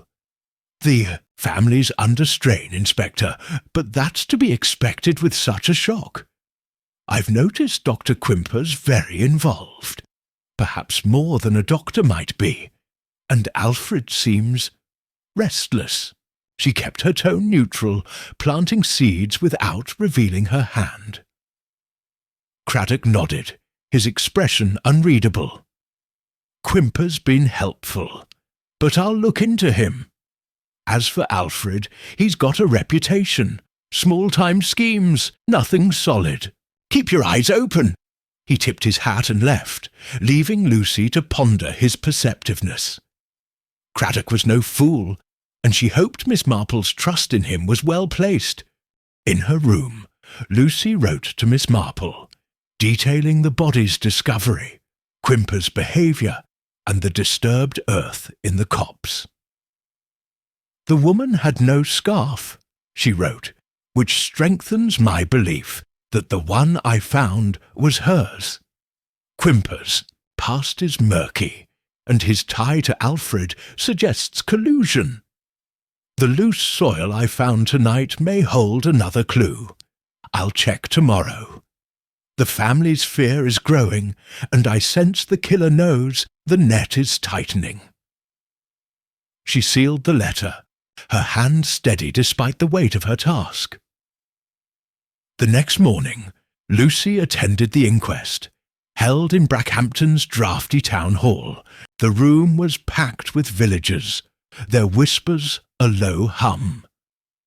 Dr. Quimper testified first, his voice calm as he described the strangulation marks and estimated the time of death, several weeks prior, aligning with Elspeth's sighting. "No, identifying marks," he said, his tone authoritative. "Likely a transient, caught in some misadventure." His certainty grated on Lucy, who suspected he was steering the narrative to avoid scrutiny. Craddock, presiding, questioned the family. Briefly, Luther claimed ignorance. Cedric admitted to sketching in the copse months ago. Harold denied ever visiting it, and Alfred swore he avoided the area. Their answers were too pat, Lucy thought, as if they'd agreed on a story. Emma's testimony was the most genuine, her distress evident as she described finding the body. The coroner ruled death by strangulation, cause unknown, pending further investigation. A verdict that left the villagers murmuring and Lucy frustrated. Back at Rutherford Hall, she cornered Alfred in the pantry, where he was sneaking a bottle of Luther's brandy. "Quite a day," she said, her tone light. "The inquest must be a relief, getting things out in the open." Alfred's grin was strained. "Relief? Hardly. Police poking about, father ranting. It's a mess." He took a swig, his eyes darting to the door. "You're a cool one, Lucy. Most girls would be spooked finding a corpse." "I've seen worse," she lied, wiping a shelf. "You ever walk by the copse, Alfred? Seems a lonely spot." His hand froze on the bottle, his smile fading. "Not my scene. Too many thorns." He brushed past her, but his haste betrayed him. Lucy's suspicion deepened. Alfred knew something, and Quimper was likely his accomplice. That afternoon, she returned to the copse, this time in daylight, under the guise of gathering kindling. The police tape was gone, the clearing trampled by their search. She found the marked spot, the loose soil undisturbed. Using a stick, she dug carefully, uncovering a small metal box, rusted but intact. Her heart raced as she pried it open, revealing a bundle of letters. Their ink faded but legible. The top one was addressed to Dr. John Quayle. a name she didn't recognize, but the handwriting was feminine, the tone urgent. "You can't ignore me," it read. "I know what you did in London." Lucy's breath caught. Quayle. Could it be Quimper under an alias? The letters were a bombshell, proof of a hidden past. She reburied the box, memorizing its location, and hurried back to the house, her mind ablaze. The murdered woman, MD perhaps, had known Quimper's secret, and her death was the price of her silence. But what was the secret, and how did Alfred fit in? In her room, she added a postscript to her letter to Miss Marple. Found letters in the copse, addressed to a John Quayle. They suggest blackmail or betrayal. Quimper's involved, I'm sure, and Alfred's his shadow. I'll keep the letters hidden until we can act. She sealed the envelope, her resolve hardening. The truth was close, but so was danger. The house creaked around her, its shadows lengthening. Quimper's next visit, she knew, would be pivotal. His disguise was slipping, and Lucy was ready to pull it away, for the woman in the copse and the justice she demanded. Outside, the railway tracks gleamed, silent witnesses too, a crime that was no longer buried. Chapter 7. A Trail of Deceptions. The morning mist hung low over Rutherford Hall, shrouding the estate in a ghostly veil that mirrored the secrets festering within its walls. Lucy Eilers-Barrow stood at her attic window, gazing toward the copse, where the railway tracks cut a silver line through the fog. The discovery of the rusted box and its letters, addressed to a John Quayle with hints of blackmail, had sharpened her focus on Dr. Quimper, whose polished facade now seemed a brittle mask. The Crackenthorpe household, rattled by the body's unearthing, was a cauldron of suspicion, and Lucy knew she must tread carefully to unravel the truth behind the murder Elspeth McGillicuddy had glimpsed on the 4:50 from Paddington. She descended to the kitchen, where the air was thick with the scent of scorched toast and Mrs. Kidder's muttered curses. The cook, wrestling with a temperamental stove, barely acknowledged Lucy's arrival.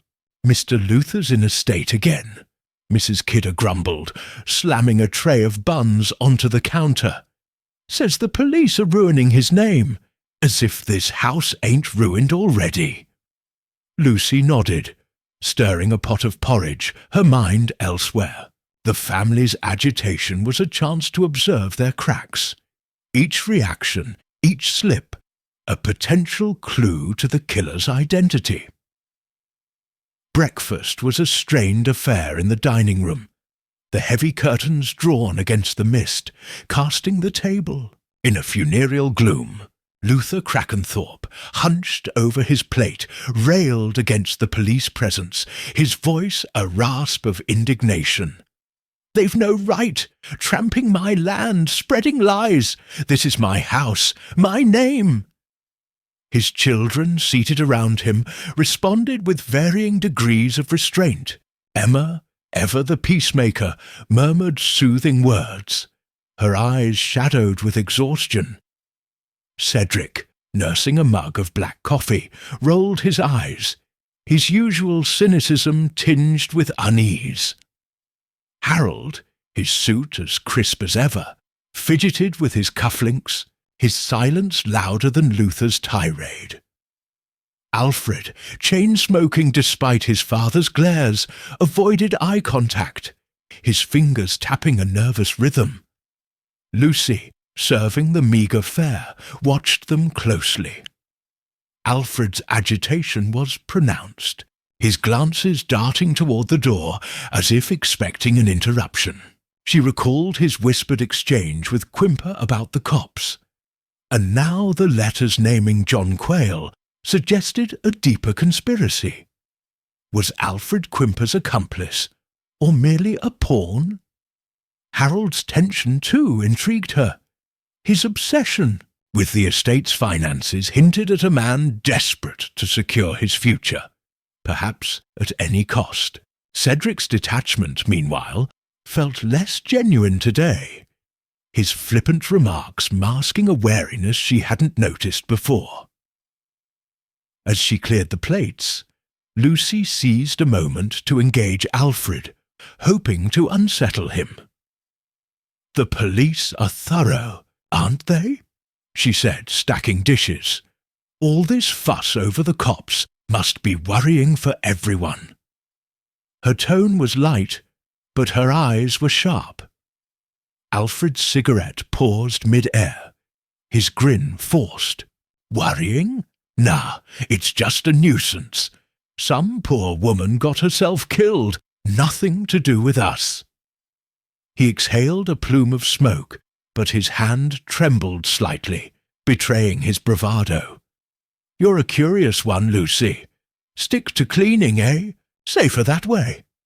He brushed past her, his haste a confession of sorts. Lucy's suspicion deepened. Alfred knew something, perhaps not the murder itself, but a piece of the puzzle. She resolved to befriend him, to coax out his secrets under the guise of camaraderie. Quimper, however, remained her primary target. His proposal to Emma, his vague past, and the letters in the copse pointed to a man with much to hide.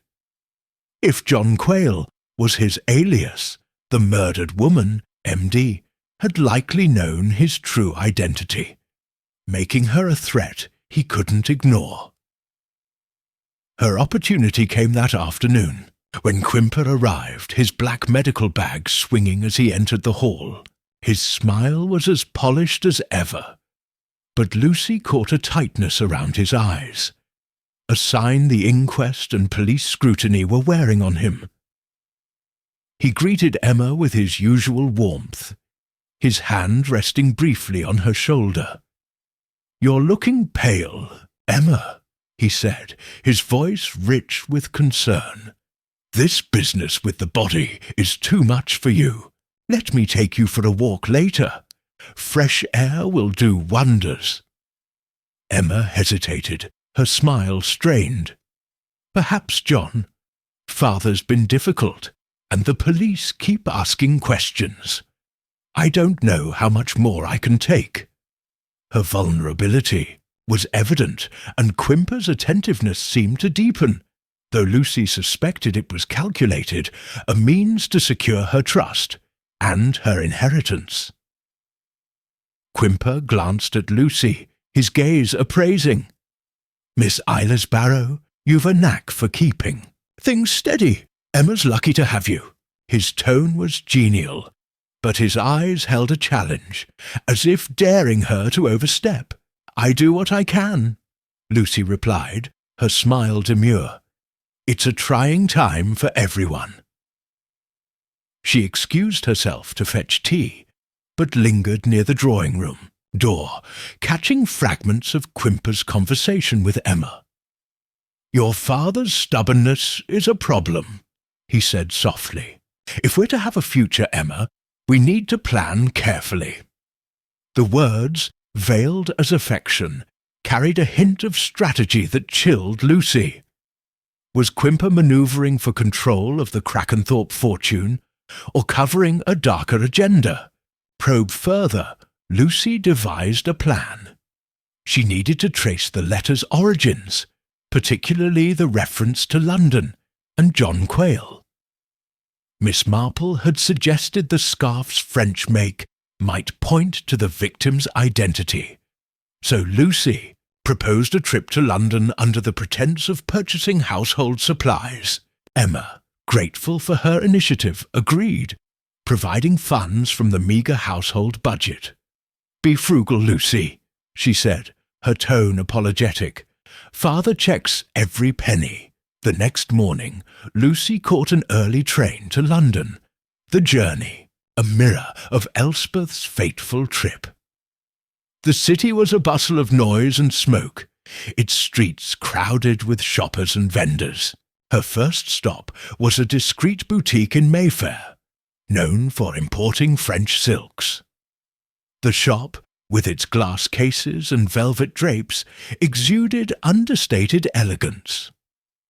The proprietress, a sharp-eyed woman named Madame Lefebvre, examined the scarfs, description Lucy provided, her fingers tracing an invisible pattern. "Oui, this sounds like our work," she said, her accent crisp. "A blue silk with gold threading monogrammed MD. We sold one last autumn to a woman, French, I think. She paid in cash, gave no name. Dark hair, petite, a little nervous." Lucy's heart quickened. Did she mention anyone? A friend? A destination? Madame Lefebvre shook her head. No, she was in a hurry. But she asked about trains to Brackhampton, which I thought odd for a Londoner. The detail was a lifeline, tying the scarf to the victim and the railway. Lucy thanked her, purchasing a modest spool of thread to maintain her cover, and moved on. Her next stop was a public records office, where she hoped to trace John Quayle. The clerk, a bespectacled man with ink-stained fingers, was reluctant, but relented under Lucy's charm. After an hour of searching, he produced a thin file. John Quayle, a medical practitioner, had been struck off in London 6 years prior for unethical conduct, prescribing narcotics to patients without need. The address matched the one in Emma's ledger, confirming Quayle's link to Quimper. Lucy's pulse raced. Quimper had reinvented himself in Brackhampton, but the woman in the copse, MD, had known his past, perhaps as a former patient or accomplice. Back at Rutherford Hall that evening, Lucy found the household in disarray. Inspector Craddock had returned, his questions sharper, focusing on the family's movements the day of the murder. Luther, barricaded in his study, refused to cooperate, while Cedric, sprawled in the library, mocked the police's efforts. "They'll pin it on some tramp," he said, sketching a grotesque caricature of Craddock. Harold, meanwhile, received a cryptic letter. Its contents hidden, but its effect profound. He burned it in the drawing-room fire, his face ashen. Lucy, dusting nearby, caught the scent of scorched paper and a glimpse of the words, "Snake in." The grass before the flames consumed it. Alfred's behaviour was the most telling. He cornered Lucy in the pantry, his usual charm replaced by a jittery intensity. "You're clever, Lucy," he said, lighting a cigarette with shaking hands. "Too clever, maybe. What's your game, poking around?" His tone was half-threatening, half-pleading, as if torn between fear and defiance. "No game, Alfred," she said, arranging jars with deliberate calm. "Just doing my job. You seem on edge. Something bothering you?" Her directness caught him off guard, and he flinched, muttering about nosy cops, before retreating. His reaction confirmed his involvement, but Lucy needed more, proof that tied him to Quimper and the murder. That night, under the guise of fetching firewood, Lucy revisited the copse, her torch a feeble shield against the dark. The railway tracks gleamed faintly, their silence a reminder of the train where the crime began. She checked the buried box, ensuring it remained undisturbed, and scanned the surrounding earth for new clues. A glint caught her eye. A silver cigarette case, half buried near the path to the house. Its surface was engraved with the initials AQ, and inside was a single match, its tip scorched. Alfred's! Quimper's! She pocketed it, her mind racing. the case was a careless mistake, dropped by someone returning to the copse. Perhaps, too, retrieve the letters or check the body's hiding place.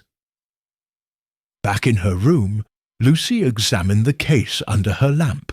The initials AQ didn't match Quimper or Alfred, but they suggested a connection, perhaps a pseudonym or a forgotten alias. She added the find to her letter to Miss Marple, detailing her London discoveries and the household's escalating tension. "Quimper is John Quayle," she wrote, "struck off for malpractice. The victim, likely French, knew his secret and paid for it. Alfred's involved, and the cigarette case may be his. Or Quimper's. The family's unraveling, and I fear the killer senses exposure. Please advise on next steps." She sealed the letter, her hand steady despite the danger closing in. The next morning, Lucy orchestrated a subtle test. At breakfast, she mentioned the cops casually, watching for reactions. "I heard the police. Found nothing else out there," she said, pouring tea. "Strange, isn't it? You'd think there'd be more traces." Luther grunted, uninterested, while Emma shivered, her spoon clattering.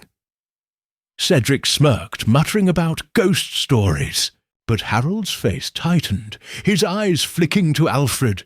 Alfred himself choked on his coffee, his cough unconvincing.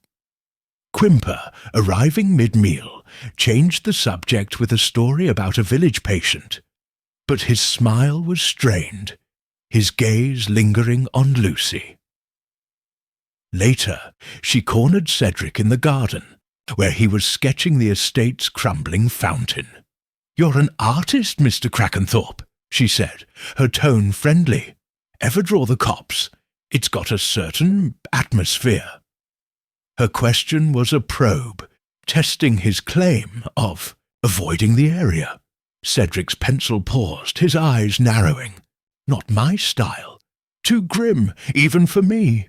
Though I saw Quimper out there once, poking about. Said he was looking for herbs or some nonsense."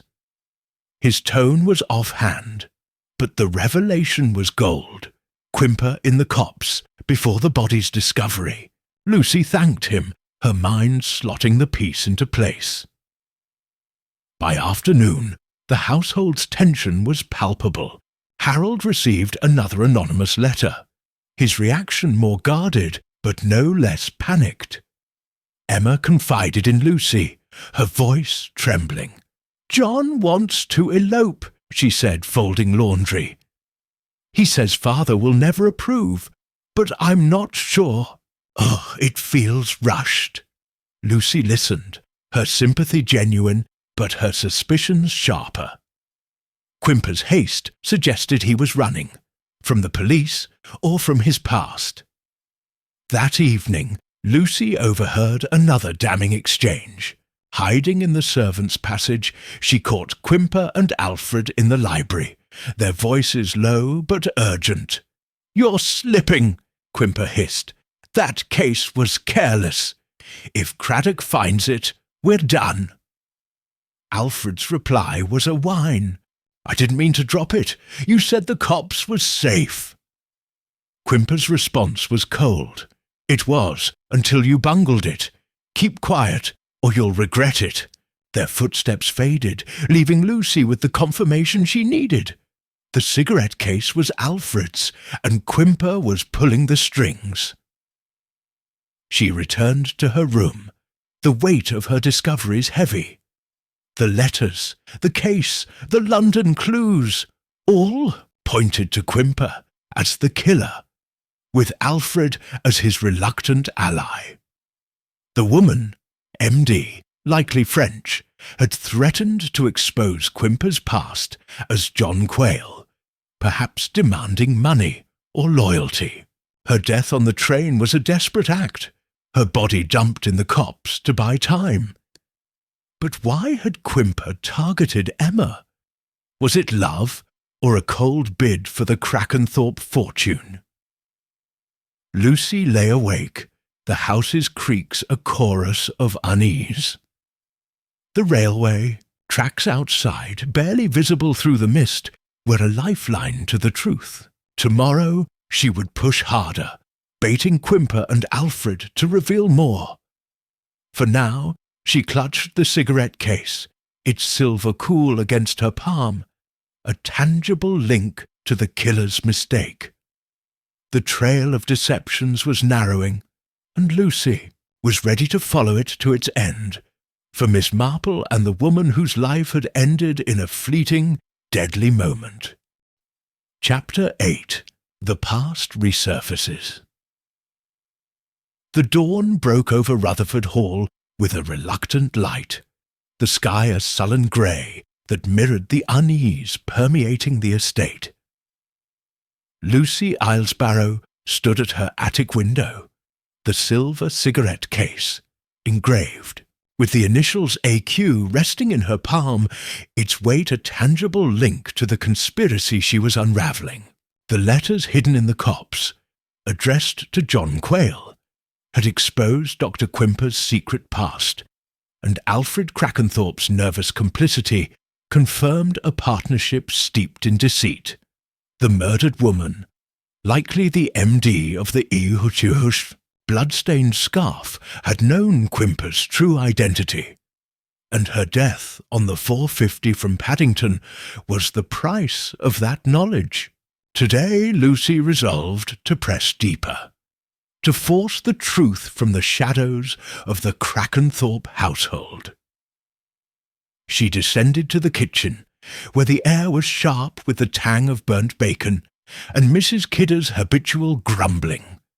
"Police again! Today," the cook muttered, slamming a frying pan onto the stove. "Poking about, upsetting Mr. Luther, as if we ain't got enough trouble." Lucy nodded, slicing bread with mechanical precision, her thoughts on Quimper. His charm had held the family in thrall, but the cracks in his facade were widening, and she intended to exploit them. Breakfast was a fraught affair, the dining room heavy with unspoken tensions. Luther Crackenthorpe, his face a map of wrinkles, stabbed at his eggs, muttering about the police tarnishing his name. "They've no right, accusing us of harbouring criminals," he snapped, his fork clattering. Emma, pale and drawn, tried to soothe him, her voice strained. Cedric, slouched in his chair, doodled on a napkin, his usual sarcasm subdued by a wariness that Lucy noted with interest.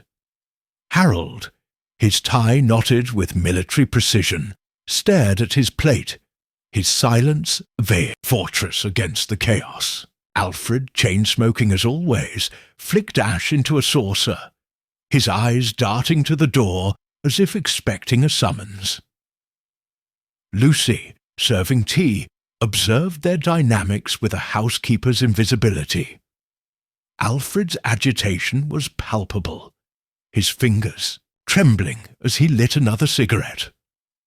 Harold's rigidity suggested a man bracing for ruin, while Cedric's detachment felt forced, as if he were hiding his own fears. Emma's exhaustion was the most poignant, her role as the family's anchor wearing her thin. Quimper's absence from the meal was a relief, but Lucy knew he'd arrive soon, his presence a catalyst for the household's unease. As she cleared the table, Lucy seized a moment to probe Emma, hoping to glean more about Quimper's intentions. "You must be tired, Miss Crackenthorpe," she said, stacking plates. "All this trouble with the police, it's a lot to manage. Dr. Quimper seems to rely on you." Emma sighed, her hands twisting a napkin. "He's been a support, Lucy, but it's complicated. His proposal, it's tempting, but Father's so against it, and I wonder if John's rushing things." Her voice held a flicker of doubt, a crack in her trust that Lucy noted with satisfaction. Rushing can mean many things, Lucy said gently. Perhaps he's eager to secure a future with you, or something else. She left the comment hanging, watching Emma's face. The seed of suspicion was planted, and Lucy hoped it would grow, loosening Quimper's hold. Her next move was to cultivate Alfred's trust, a risky but necessary step. She found him in the stable yard, tinkering with a rusty bicycle, his cigarette dangling from his lips. "Morning, Alfred," she said, her tone friendly. "You're handy with tools. Ever thought of fixing up the paths by the copse? They're a mess." Alfred's hands froze, his eyes narrowing. "Cops? No thanks. Too many ghosts out there now." He forced a laugh, but his unease was evident, his cigarette dropping ash onto his sleeve. "You're a bold one, Lucy, wandering about. Most girls would steer clear after, you know." "I'm not most girls," Lucy said, her smile disarming. "Besides, someone's got to keep this place running. You seem to know your way around. Any tips for avoiding trouble?" Her question was a baited hook, and Alfred nibbled his guard, lowering. "Trouble's everywhere," he said, wiping his hands on a rag. "Stick to your dusting, and you'll be fine. Me, I've got enough on my plate with father and the cops." He paused, then added, almost to himself, "Quimper's the one to watch. Always got an angle." Lucy's pulse quickened. "An angle? Like what?" She kept her tone curious, not pressing too hard. Alfred shrugged, his eyes darting away. "Just talk. He's too cosy with Emma, that's all. Forget I said anything." He tossed the rag aside and walked off, but his slip was a goldmine.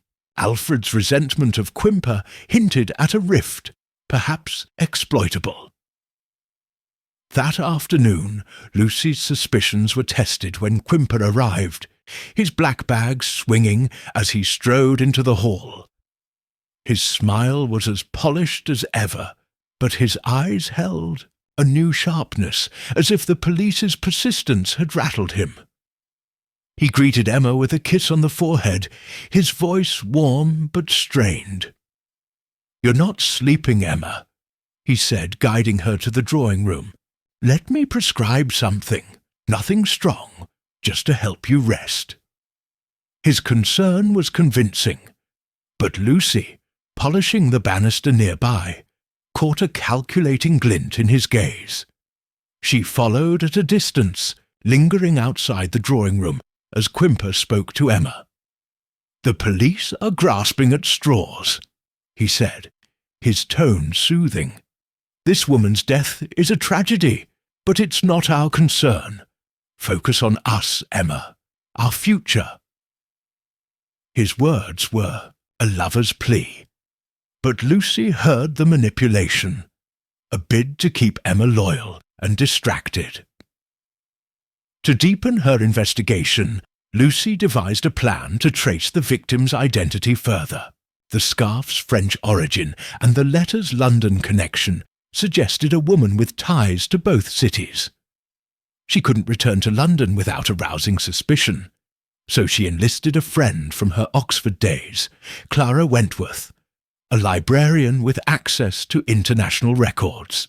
Under the pretext of ordering cleaning supplies, Lucy telephoned Clara from the village post office, her voice low to avoid eavesdroppers. "Clara, I need a favour," she said, describing the scarf and the monogram MD. "Check French immigration. Records for women entering London last autumn, possibly named Martine or Madeline. Cross-reference with medical records. Someone linked to a Dr. John Quayle." Clara, intrigued by the mystery, promised to dig. "Sounds like one of your adventures, Lucy," she said, her voice teasing. "I'll wire you if I find anything. Stay safe." Lucy hung up, her mind racing. If Clara could identify MD, it would tie Quimper to the victim beyond doubt. Back at Rutherford Hall, the police presence intensified. Inspector Craddock, his grey eyes keen, was interviewing the family again, his questions probing their alibis for the day of the murder. Lucy, sweeping the hall, caught snippets of their responses. Luther claimed he never left his study. Cedric said he was painting in the village. Harold insisted he was in London on business, and Alfred swore he was at a pub in Brackhampton. Emma, questioned last, admitted to walking the grounds, but saw nothing unusual. Their stories were plausible. But Craddock's scepticism was evident, his notebook filling with careful notes. Lucy seized a moment to speak with him, under the guise of offering tea. "Inspector, any progress?" she asked, pouring from a tarnished pot. "The family's on edge, and it's hard to keep things calm." Craddock's smile was wry. "Progress is slow, Miss Eyeless Barrow. No identification on the woman yet, and the family's alibis are too neat. You've a sharp eye. Noticed anything odd?" His tone was casual, but his gaze was piercing, as if sensing her deeper role. Lucy hesitated, weighing her response. "Doctor, Quimper's very present," she said, "and Alfred's jumpy, more than the others. It's probably nothing, but tension brings out strange things." She kept her tone vague, protecting her discoveries until Miss Marple could guide her. "Next move," Craddock nodded, scribbling a note. "Quimper's cooperative, but I'll dig deeper. Alfred's got a history. Petty fraud, nothing violent. Keep watching, but don't put yourself at risk." His warning was kind, but Lucy sensed he trusted her instincts. A silent ally in the investigation. That evening the household strain erupted. At dinner, Cedric, emboldened by wine, accused Harold of plotting to sell the estate behind Luther's back. "You're scheming with those railway vultures," he slurred, waving a fork. "Think we're all fools?" Harold's face reddened, his denial sharp, while Luther pounded the table, shouting about betrayal. Emma, near tears, begged them to stop, but Alfred's laughter, harsh and mocking, cut through the chaos. "You're all fighting over scraps," he said, lighting another cigarette. "This place is a grave." Lucy, serving the overcooked mutton, noted Quimper's absence, a rare break from his nightly visits. His absence felt deliberate, as if he were distancing himself from the family's discord, or avoiding Craddock's scrutiny. She wondered if he was in the village, covering tracks or silencing another threat. The thought chilled her, but it strengthened her resolve to expose him. Later, under the pretext of checking the linen cupboard, Lucy searched Quimper's usual haunts in the house. His medical bag, left in the morning room, was locked, but a desk drawer yielded a surprise. A photograph, creased and faded, of a young woman with dark hair and a nervous smile. The back bore a single word in French: Martine. Lucy's breath caught. Was this MD, the woman from the train? The photo's presence in Quimper's desk was damning, proof he'd known her. She slipped it into her pocket, her heart pounding, and replaced it with a blank card to avoid detection. The next morning, a telegram from Clara arrived, delivered by the village postboy. Lucy opened it in the privacy of the scullery, her hands trembling. Found Martine Dubois, French nurse. Entered London Sceptre 1956, it read. Worked at clinic tied to John Quayle, 1951. Left under cloud, no record since. Be careful. The confirmation was electrifying. Martine Dubois, likely the scarf's owner, had known Quimper as Quayle, perhaps as a colleague or lover. Her presence on the train was no coincidence. She'd sought him out, and he'd killed her to protect his new life.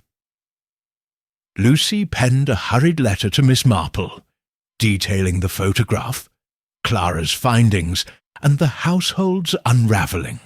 "Martine Dubois is our victim," she wrote. "Quimper's past as Quayle is the motive, and Alfred's his reluctant partner. The photo links them, but I need your guidance. Should I confront Alfred or wait for Craddock? The danger's growing."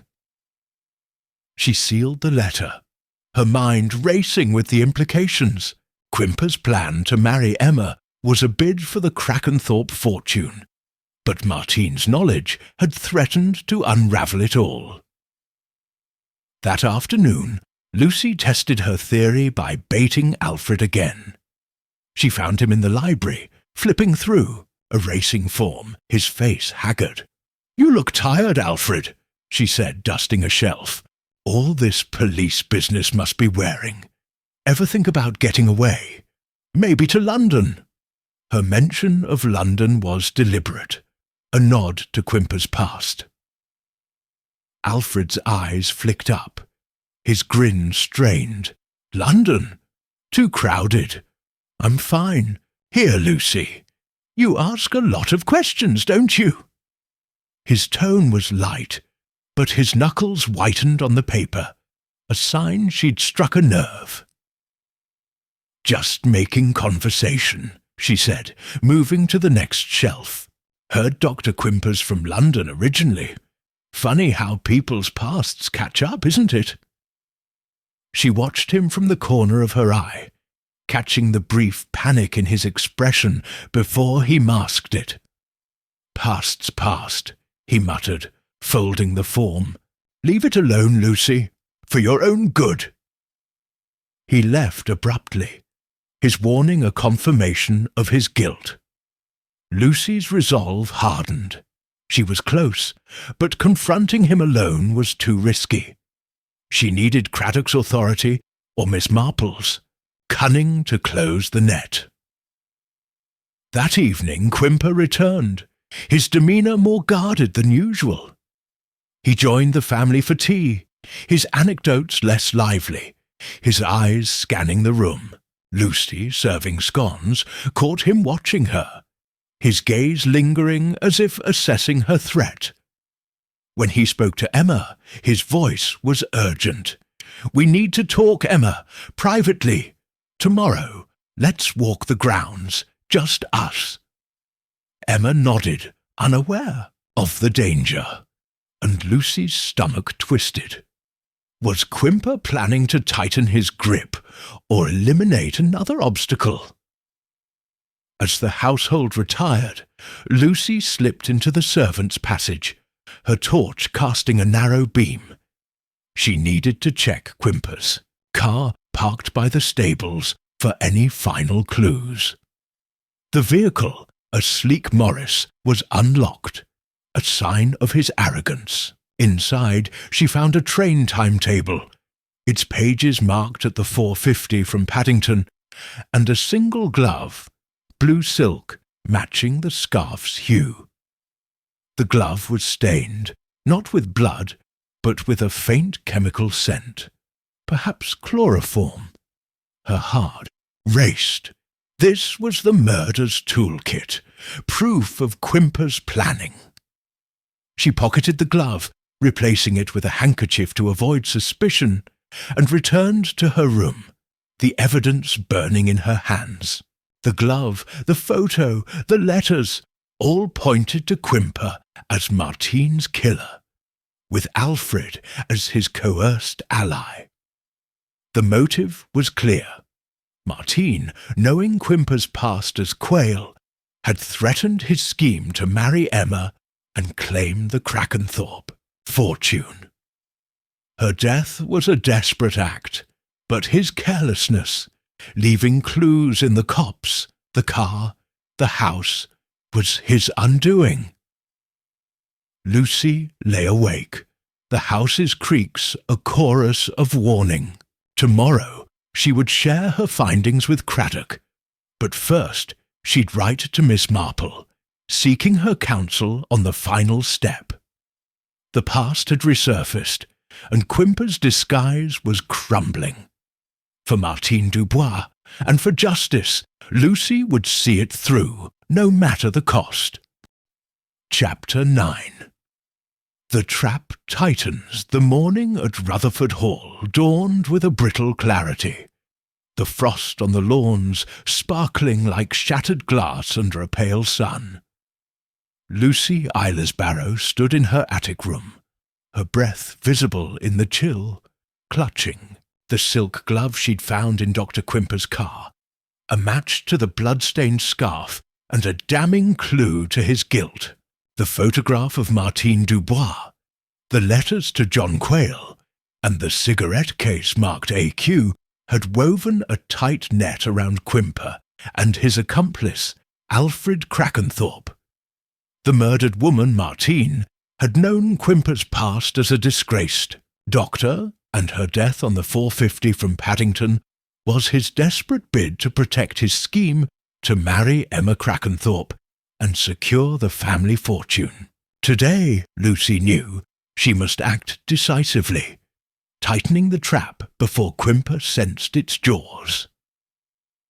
She descended to the kitchen, where Mrs. Kidder was battling a lumpy batch of scones, her curses a familiar backdrop. "Police back again," the cook muttered, flour dusting her apron. "Mr. Luther's fit to burst, and Miss Emma's a ghost. You're the only one keeping this place from falling apart, Lucy." The grudging compliment warmed Lucy, but her focus was elsewhere. She needed to observe Quimper's next move, especially his planned walk with Emma, which she suspected was a ploy to strengthen his hold, or silence a growing doubt. Breakfast was a tense tableau, the dining room's heavy air thick with unspoken fears.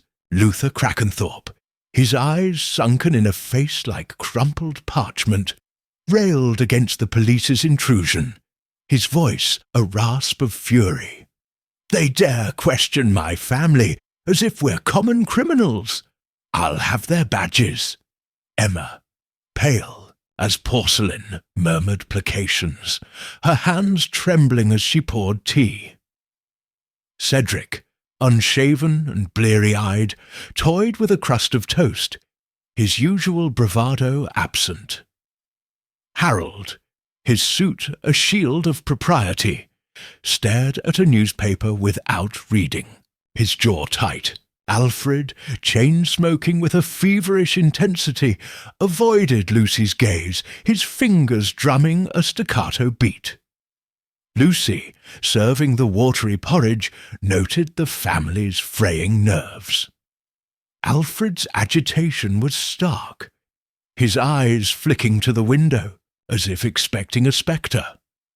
Harold's silence was a fortress, but his clenched fists betrayed a man on the edge. Cedric's listlessness felt performative, a mask for something deeper, guilt perhaps, or fear of exposure. Emma's fragility was the most concerning, her trust in Quimper a vulnerability Lucy feared he'd exploit. Quimper himself was absent, but his shadow loomed, his influence palpable in Emma's distracted sighs. As she cleared the table, Lucy seized a moment to probe Cedric, hoping to unsettle him. "You're quiet today, Mr. Crackenthorpe," she said, stacking plates. "All this talk of the cops must be unsettling. Ever see anything odd out there sketching?" Her tone was casual, but her eyes were sharp, watching for a crack in his facade. Cedric's hand froze on his napkin, his smirk strained. "Odd? Just trees and thorns, Lucy. You're fishing, aren't you? Stick to dusting." His deflection was quick, but his flush betrayed him, a sign he knew more than he admitted. Lucy smiled, letting him squirm, and moved on, her suspicion of his peripheral involvement growing. Her next task was to monitor Quimper's arrival. She knew from Emma's earlier confidence that he planned a private walk, a chance to press his proposal or cover his tracks. Lucy needed to be near, to eavesdrop or intervene if necessary. She volunteered to mend curtains in the morning room, which overlooked the path to the grounds, giving her a vantage point. As she stitched, she reviewed her evidence. The glove, reeking of chloroform, suggested Quimper had subdued Martine before strangling her. The photograph confirmed he knew her. The letters exposed his past as John Quayle, and the cigarette case tied Alfred to the copse. The pieces were in place, but she needed a confession or a mistake to seal the case. Quimper arrived at noon, his black bag swinging, his smile as polished as ever but edged with strain. He greeted Emma in the hall, his voice a soothing balm. "My dear, you're exhausted," he said, taking her hand. "Let's walk now, before your father demands you. We need to talk about us." Emma nodded, her eyes clouded with doubt, and Lucy's heart sank. Emma was wavering, but Quimper's charm was a siren's call, pulling her back. Lucy followed at a distance, her sewing basket a pretext as she trailed them to the garden. The mist had lifted, but the air was sharp, the lawns crunching underfoot. Quimper led Emma toward the orchard, a secluded spot far from the copse, but close enough to the house to avoid suspicion. Lucy slipped behind a yew hedge, her ears straining to catch their words. "Emma, we can't wait," Quimper said, his tone urgent. "Your father's stubbornness, this police nonsense, it's all noise. Marry me and we'll leave this behind. I've a plan, secure, comfortable." His voice was a lover's plea, but Lucy heard the desperation, a man racing against time. Emma's reply was soft, hesitant. "John, I want to, but it's so sudden. The body, the questions, it's too much. And father, he'd cut me off." Her doubt was a lifeline, a sign Quimper's grip was slipping. "Then we'll manage without him," Quimper pressed, his voice tightening. "Trust me, Emma, I know what's best." The words were a command, and Lucy's blood chilled. She crept closer, peering through the hedge. Quimper's hand gripped Emma's arm, his face taut with intensity.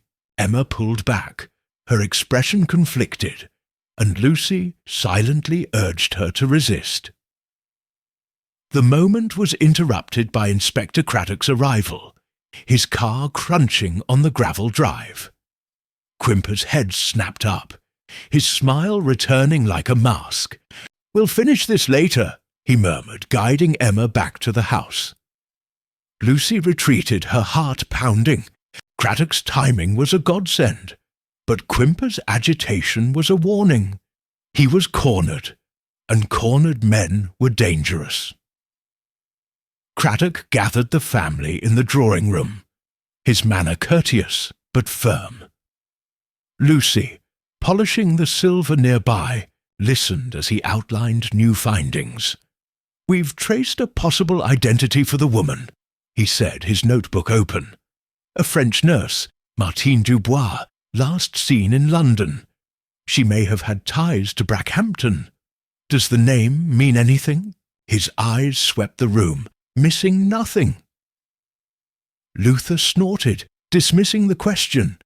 Cedric shook his head, his sketchbook idle. Harold claimed ignorance, his voice clipped.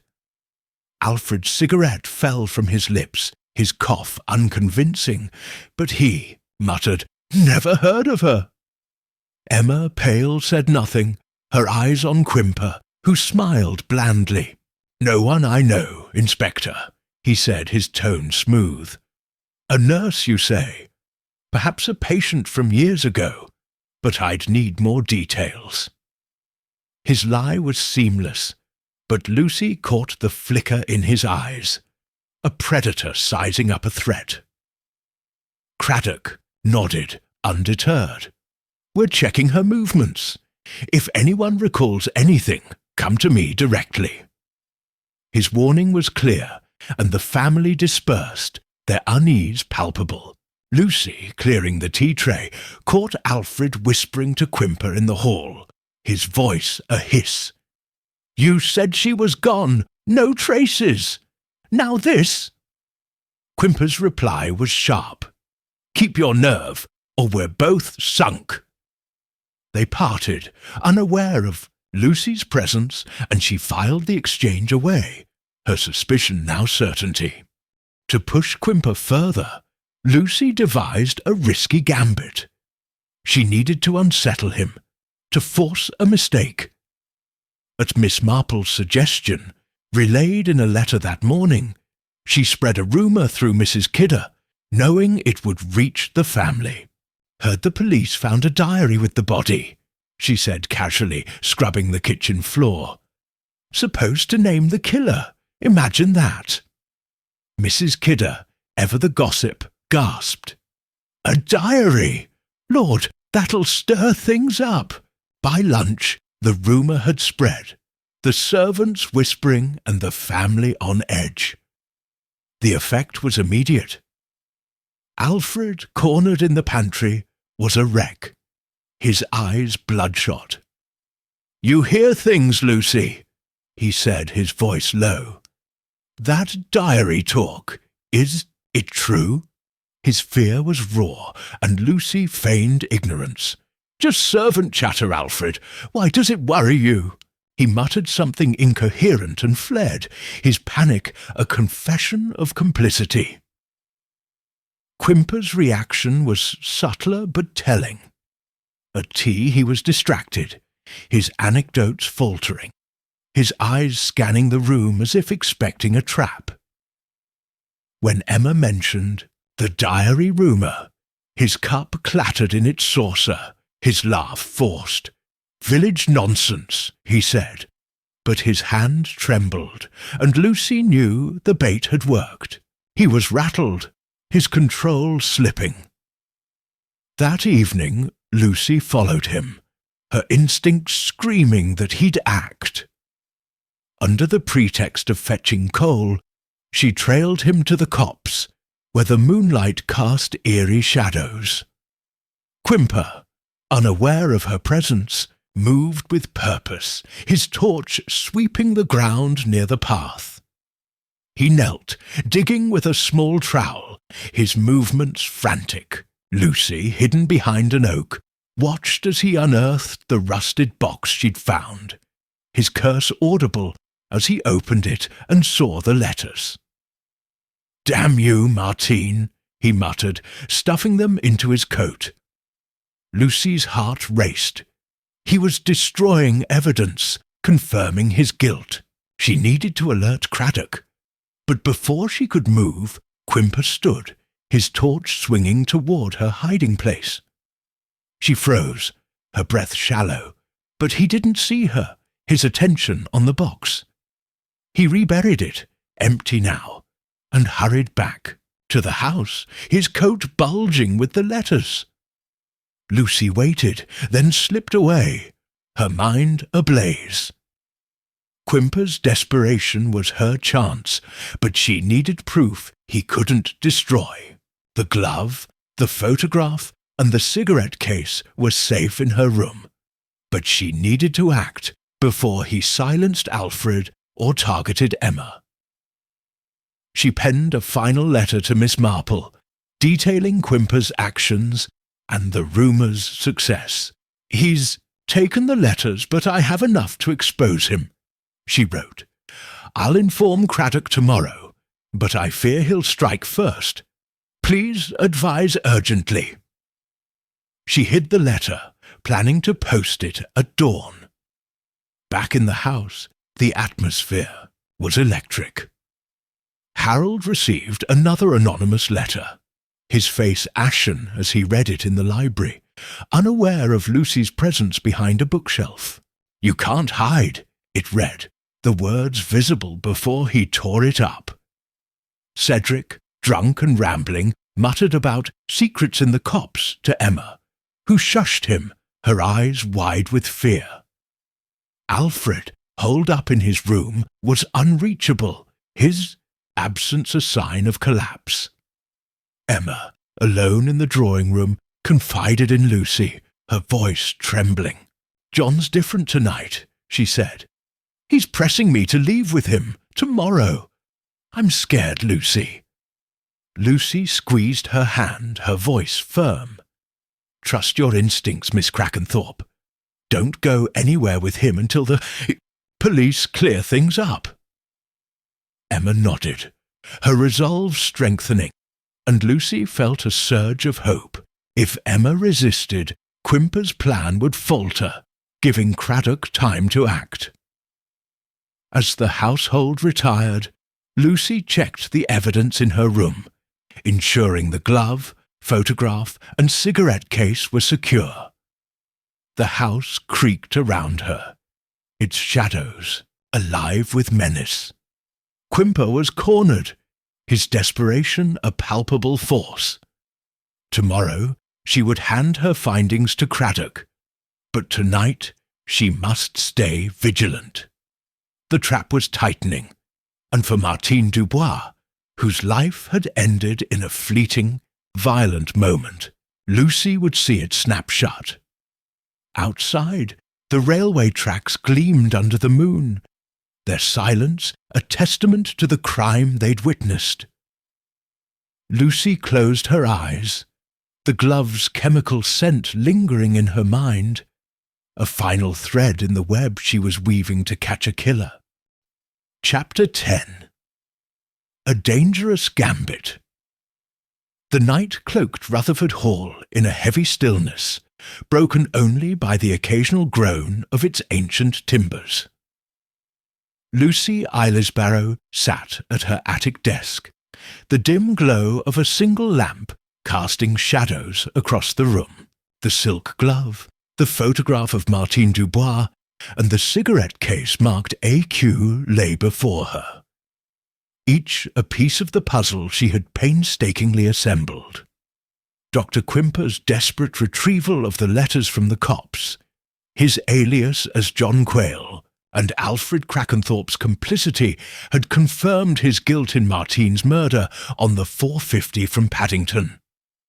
The rumour of a diary, spread at Miss Marple's suggestion, had rattled him, and Lucy knew the time had come to force his hand. But the gamble was perilous.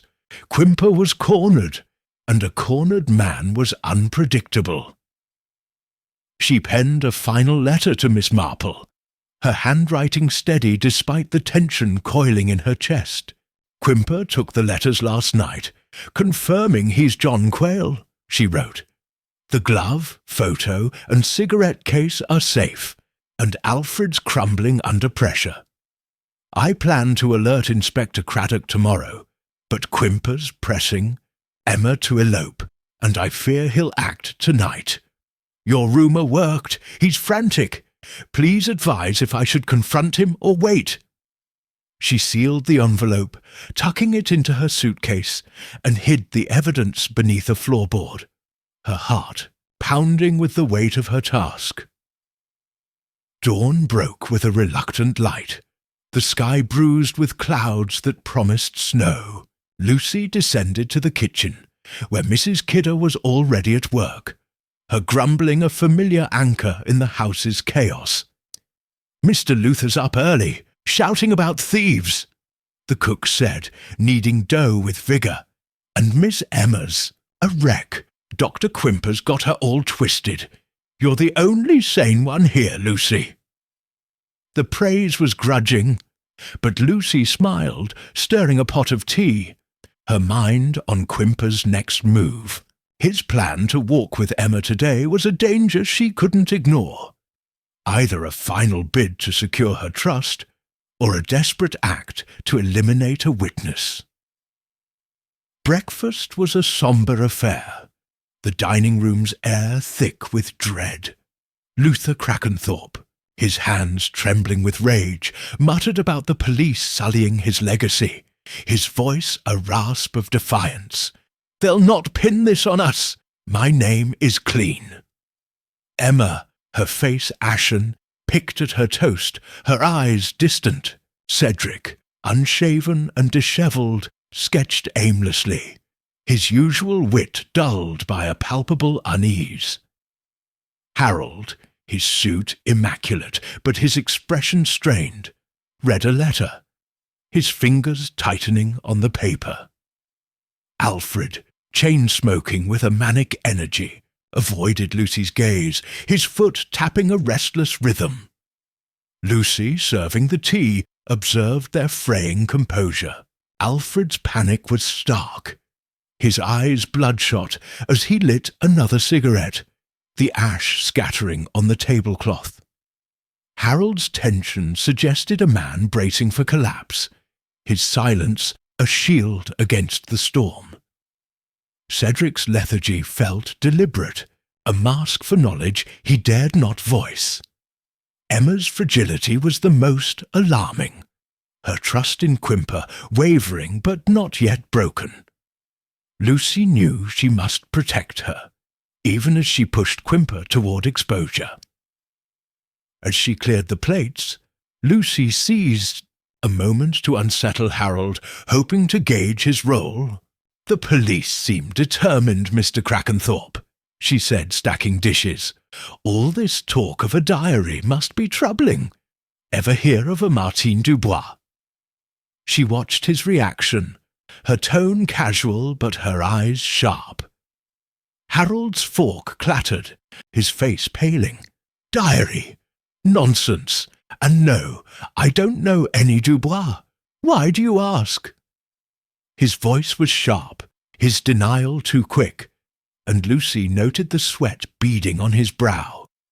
He was hiding something, perhaps not murder, but a secret tied to the family's finances or Quimper's schemes. "Just village gossip," Lucy said, retreating with the tray. Harold's reaction confirmed her suspicion.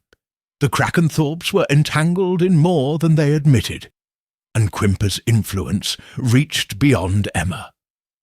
She resolved to watch him closely, especially during his walk with Emma, which she suspected was a critical moment.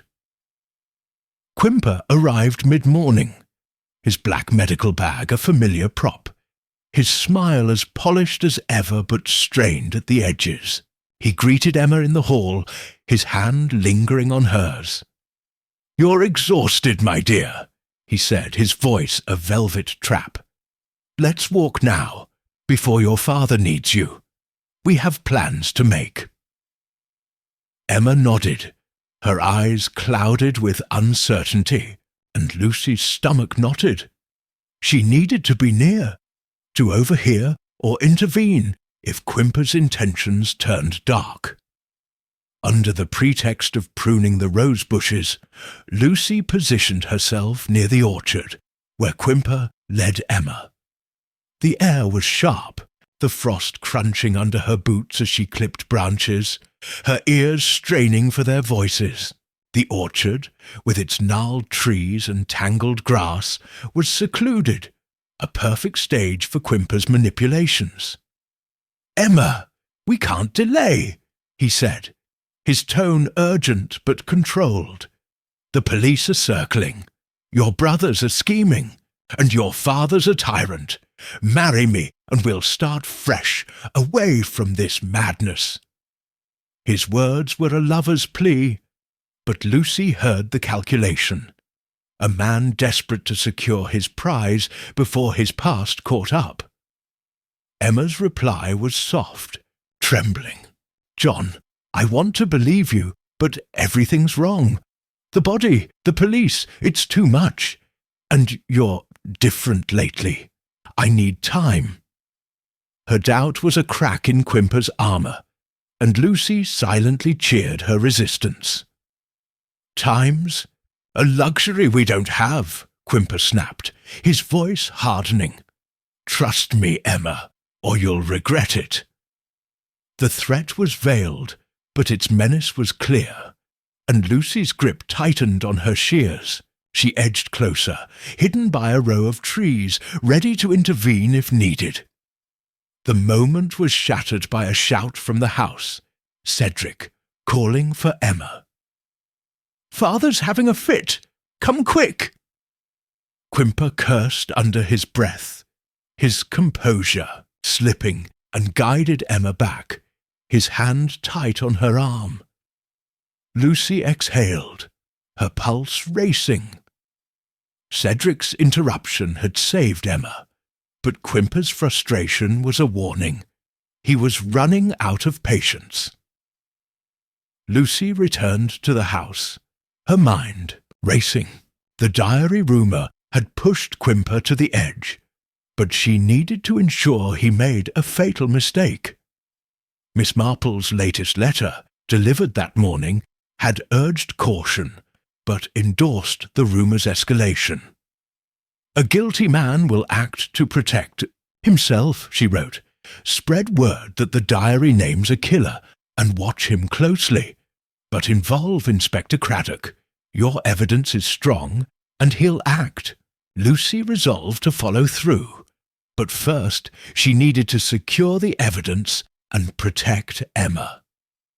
At lunch, she amplified the rumour, whispering to Mrs. Kidder as they prepared sandwiches. "The police say the diary's in French," she said, slicing ham. "Found it near the body, with a name clear as day. They're keeping it quiet, but it's big." Mrs. Kidder's eyes widened, her gossiping nature ignited. "French, you say? Lord, that'll hang someone." By afternoon the rumour had spread, the servants buzzing and the family on edge. The effect on Quimper was electric. He arrived for tea, his face a mask of calm, but his eyes wild, like a hunted animal's. When Cedric mentioned the diary, joking about French secrets, Quimper's cup rattled, his laugh hollow. "Rumours are dangerous," he said, his voice tight.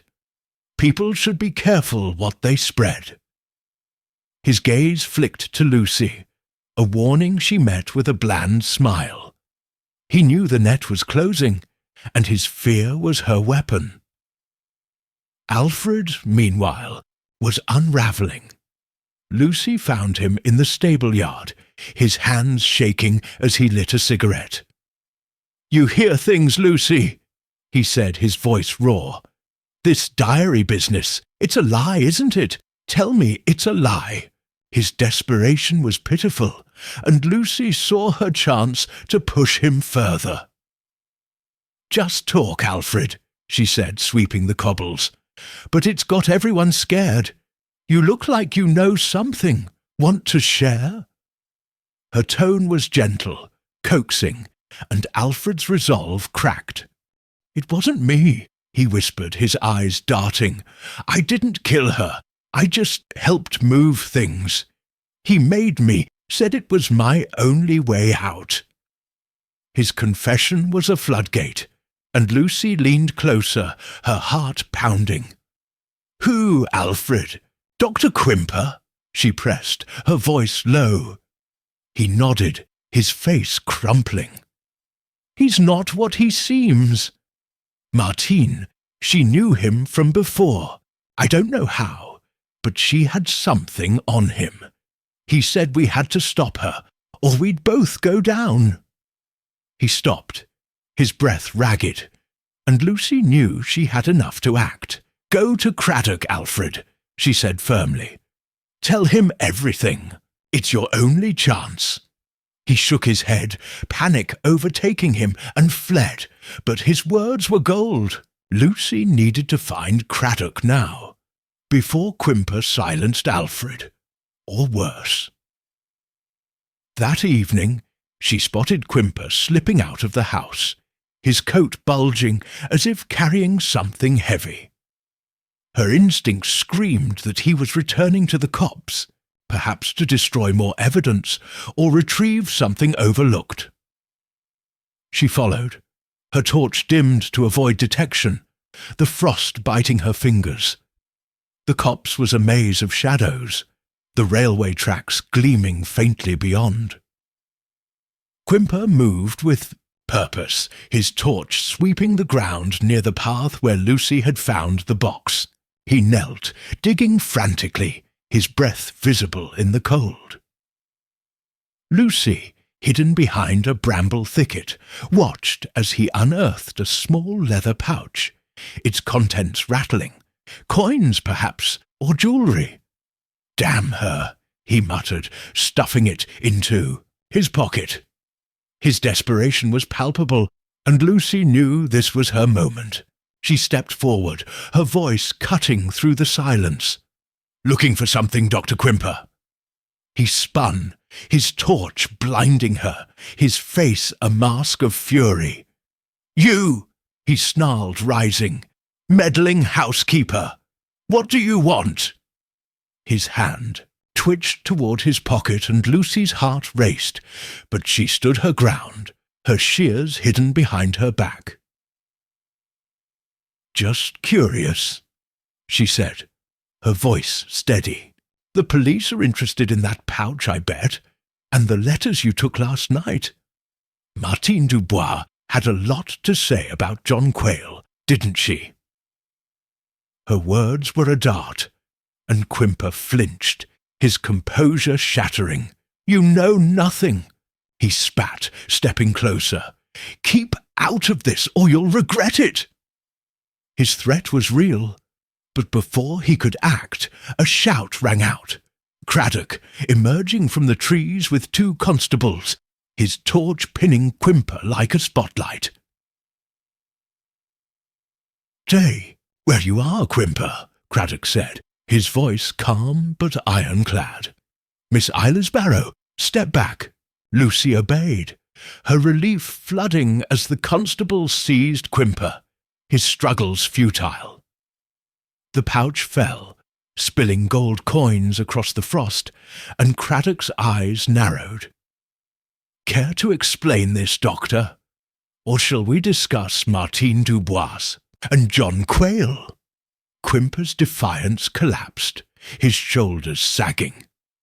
"It's not what you think," he muttered, but his voice was hollow, his guilt laid bare. Craddock handcuffed him, turning to Lucy. "Well done, Miss Isla's Barrow. Your message reached me just in time. Let's get him to the station."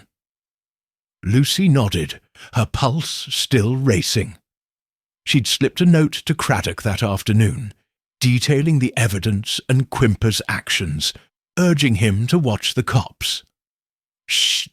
Gambit had paid off, but the cost was high. Her confrontation had been a reckless leap, saved only by Craddock's arrival.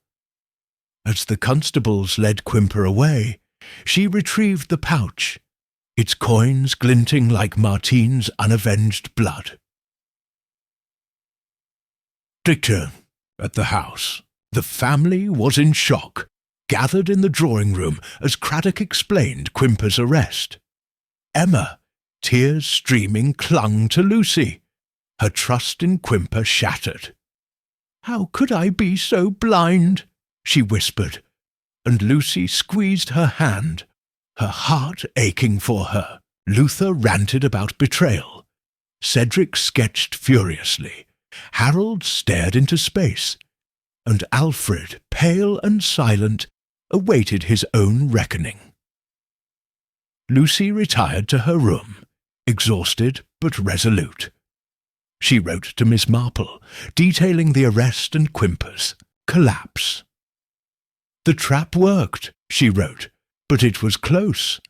Alfred's confession and the pouch sealed it. I owe you for the diary idea. It broke him.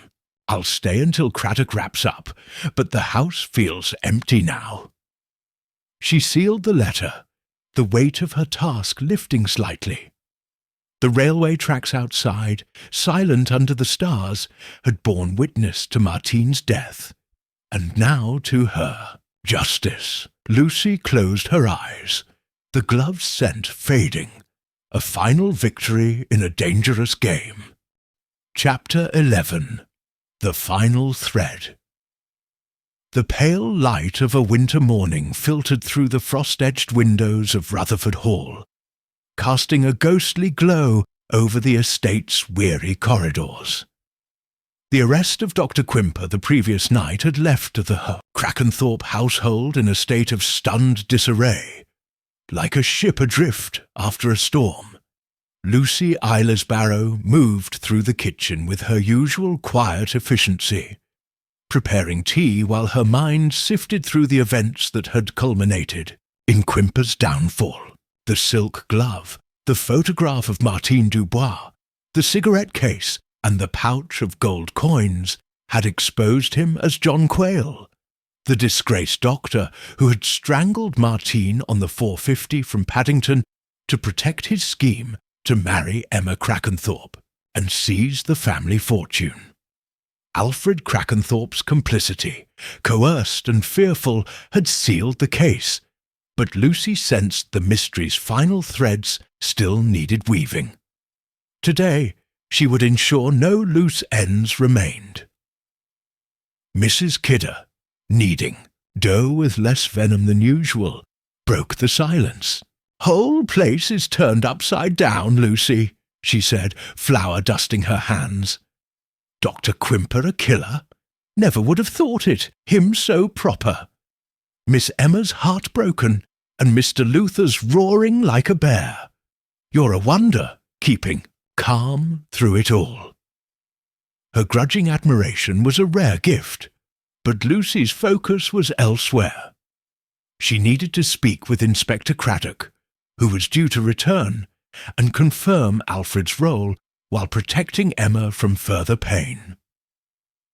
Breakfast was a sombre affair, the dining room's air heavy with shock and recrimination. Luther Crackenthorpe, his gaunt frame hunched over a single slice of toast, muttered about betrayal, his voice a rasp of indignation. "That snake Quimper, dining at my table, plotting against us, and the police let him waltz in." Emma, her eyes red-rimmed from sleepless tears, stirred her tea listlessly, her face a mask of betrayal. Cedric, unshaven and dishevelled, doodled on a napkin, his usual cynicism replaced by a quiet unease.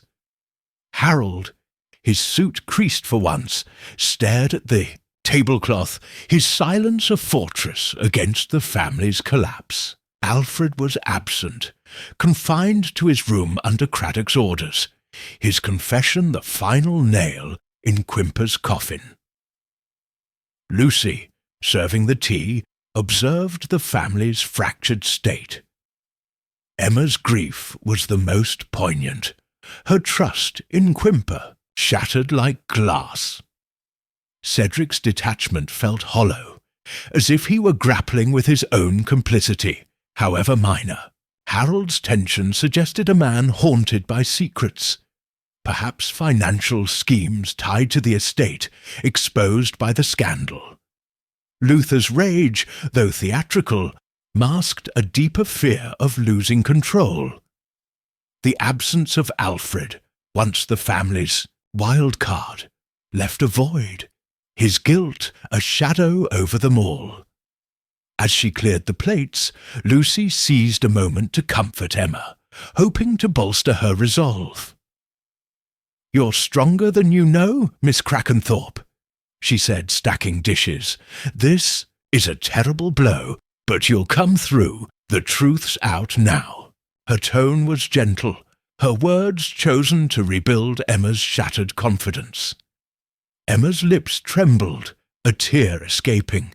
"I was such a fool, Lucy. John Quimper seemed so kind, so devoted. How could I not see?" Her voice broke, and Lucy squeezed her arm, her heart aching for her. "You saw what he wanted you to see," Lucy said softly. "Men like that are clever, but they always slip. You're free of him now."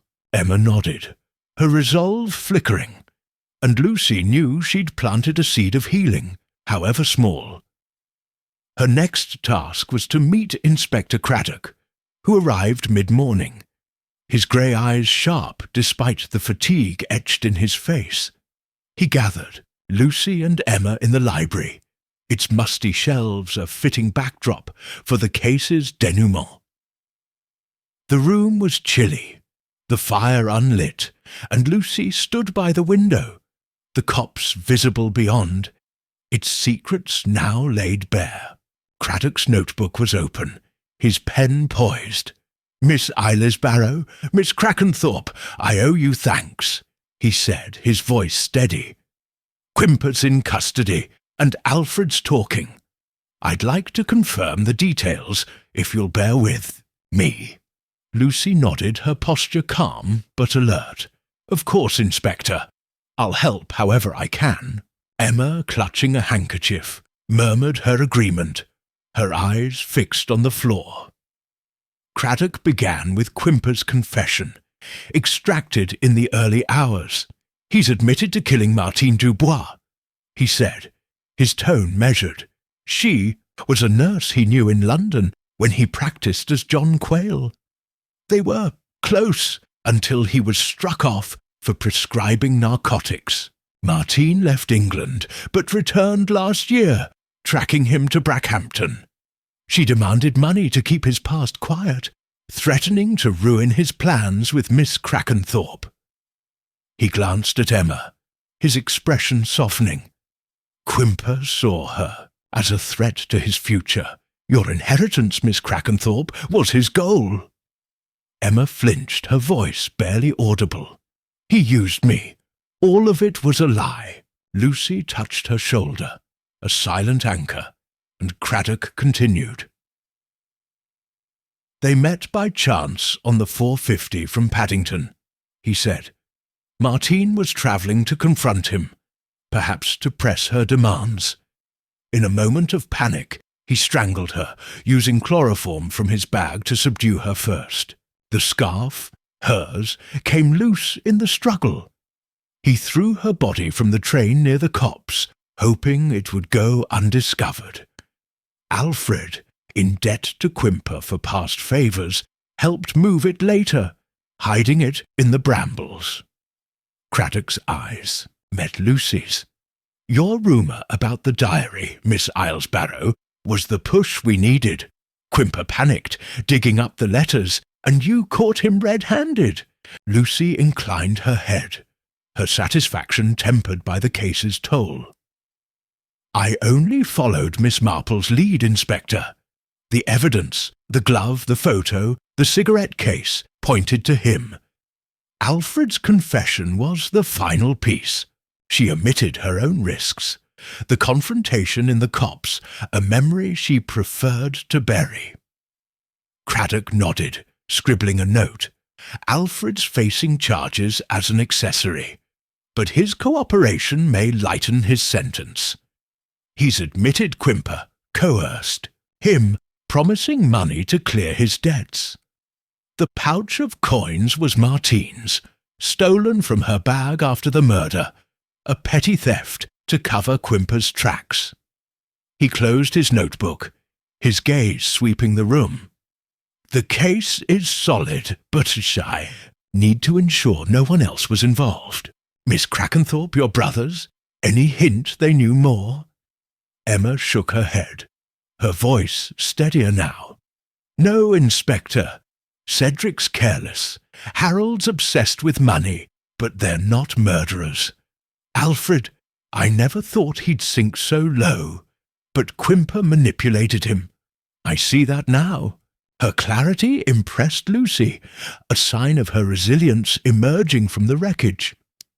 Craddock turned to Lucy. "You've been invaluable, Miss Barrow. Your observations, your courage. Miss Marple was right to trust you. If you've anything else to add, now's the time." Lucy hesitated, weighing her words. The family's secrets, Harold's anonymous letters, Cedric's vague unease, hinted at lesser sins, but none tied to the murder. "The family's strained," she said, carefully, "but I've seen nothing to suggest they aided Quimper, beyond Alfred. Harold's worried about the estate's finances, and Cedric's been oddly quiet, but that's likely shock. The copse was Quimper's domain, and Alfred's mistake." Her tone was measured, protecting the family's privacy while guiding Craddock to the truth. Craddock nodded, satisfied. "Fair enough. We'll wrap up here today. Quimper's arraignment is tomorrow, and Alfred's in custody. The estate's cleared of suspicion, but I'll need statements from everyone." He rose, tipping his hat to Emma. "You've been through hell, Miss Crackenthorpe. Get some rest." To Lucy he added, "Miss Marple's lucky to have you. I'll call if we need more." As Craddock left, Emma turned to Lucy, her eyes brimming. "Thank you, Lucy. Without you, I'd have married him, never knowing." Her voice broke, and Lucy embraced her, a rare breach of her professional reserve. "You're safe now," Lucy said, her voice firm, "and you're stronger than he ever knew." Emma nodded, her tears subsiding, and Lucy felt a quiet pride. Her work here was nearly done, but she needed to tie up one final thread, ensuring the family's recovery and her own departure. That afternoon, Lucy sought out Cedric, finding him in the garden, sketching the estate's crumbling fountain. His usual bravado was gone, his face haggard. "You're a sharp one, Lucy," he said, his pencil pausing. "Knew Quimper was trouble, but murder? Never saw that coming, did you?" His question was a probe, testing her role in the unraveling. "I saw enough," Lucy said, pruning a nearby rosebush. "You noticed him in the copse once, didn't you? Why not speak up?" Her tone was gentle, coaxing rather than accusing. Cedric shrugged, his eyes on his sketch. Thought he was up to no good. Maybe stealing from father. Didn't think it was my business. Guess I was wrong. His admission was grudging, but Lucy sensed no deeper guilt. Only a man chastened by his own inaction. "Wrong's fixable," she said, clipping a thorn. "Help Emma now. She needs you." Cedric nodded, his pencil resuming its work, and Lucy knew he'd step up, however reluctantly. Harold was harder to reach. Cloistered in the library with a stack of ledgers, Lucy brought him tea, using the moment to probe. "The estate's safe now, Mr. Crackenthorpe," she said, setting the tray down. "Those letters you got still worrying you?" Her question was direct, testing his secrets. Harold's eyes flicked up, his face tightening. "Letters? Just business, Miss Islesbarrow. Nothing to do with this." His denial was firm, but his hands shook, betraying a fear of exposure. Perhaps debts or deals gone sour. Lucy let it go, satisfied. He was no killer, only a man trapped by his own ambitions. Luther, predictably, was unapproachable, barricaded in his study, shouting about lawsuits and disgrace. Lucy left him to Emma, knowing her patience would outlast his rage. The family, fractured as it was, would heal, but it would take time. Time Lucy wouldn't witness as her role here was ending. She spent the evening packing, her suitcase filling with the efficiency of long practice. The glove, photograph, and cigarette case were handed to Craddock, who promised they'd be catalogued as evidence. The scarf, too, was his now, its bloodstains a silent testament to Martine's fate. Lucy kept only her notes, a record for Miss Marple, whose guidance had been her lodestar. She wrote a final letter, detailing the case's resolution and her observations of the family. Quimper's caught. Alfred's confessed and Emma's free, she wrote. The Krakenthorpes will survive, though scars remain. I'm ready to leave, but I await your thoughts. Any final steps? She sealed it, her heart lightening with the task's end. The next morning Craddock returned for statements, his manner brisk but kind. Lucy gave hers in the morning room, recounting her discoveries with precision, omitting only her private talks with Miss Marple. Cedric, Harold, and Emma followed, their accounts aligning with the truth, if coloured by their biases. Alfred, escorted by a constable, was last, his face haggard, but his voice steady as he corroborated Quimper's confession. "I didn't kill her," he said, his eyes on Craddock. "I just did what he asked. I'm sorry." His remorse was genuine, and Lucy felt a pang of pity, though justice demanded his punishment. With the statements done, Craddock addressed the family in the drawing-room, his voice clear. "The case is closed," he said, his notebook tucked away. "Quimper's charged with murder, Alfred with aiding and abetting. The rest of you are clear, but this has been a lesson. Secrets breed trouble. Look to each other now." His words were a gentle rebuke, and Emma nodded, her resolve strengthening. As Craddock left, Lucy prepared to depart, her suitcase ready in the hall. Emma met her there, her eyes clear despite her grief. "You've saved us, Lucy," she said, pressing a small brooch into her hand. A family heirloom, simple but heartfelt. "I'll never forget you." Lucy accepted it, her throat tight, and promised to write. Cedric, lounging nearby, tipped an imaginary hat. "You're a force, Lucy. Come back if you ever get bored." His grin was genuine, a sign of his return to form. Harold, passing through, offered a stiff nod, his gratitude unspoken but evident. Luther remained in his study, but Lucy didn't mind. His world was his own, and she'd done her part. She caught a train to St. Mary Mead that afternoon, the countryside blurring past, the railway tracks a reminder of the case's heart. At Danemead Cottage, Miss Marple greeted her with tea and a warm smile, her knitting needles clicking like a metronome. "My dear Lucy," she said, her pale blue eyes gleaming, "you've done splendidly. Tell me everything."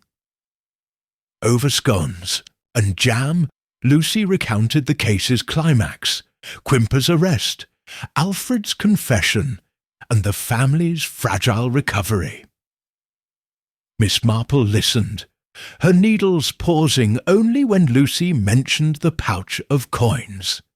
"Greed, Lucy," she said softly, "is a terrible master. Quimper wanted wealth, Martine wanted revenge, and Alfred wanted escape. They all paid for it one way or another." Lucy nodded, sipping her tea. "Emma's the one I worry for. She'll heal, but it's a deep wound." "She'll mend," Miss Marple said, her voice firm. "People do when they face the truth. You've given her that chance." She set her knitting aside, her gaze piercing. "And you, Lucy? What's next?" Lucy smiled, her restlessness stirring. "Another challenge, I suppose, but I'll miss this one." It was illuminating. Her words were light, but her gratitude for Miss Marple's trust was deep, a bond forged in shared purpose. As she left, the village was quiet, its lanes dusted with snow. The railway tracks, stretching into the distance, were silent now, their secrets laid bare. Lucy boarded her train, the brooch pinned to her coat, a reminder of a family saved and a killer caught. The final thread was woven, and for Martine Dubois, justice was done. Chapter 12. The Quiet Return. The winter snow fell gently over St. Mary Mead, dusting the village lanes with a serene hush that seemed to cradle its secrets in soft white folds.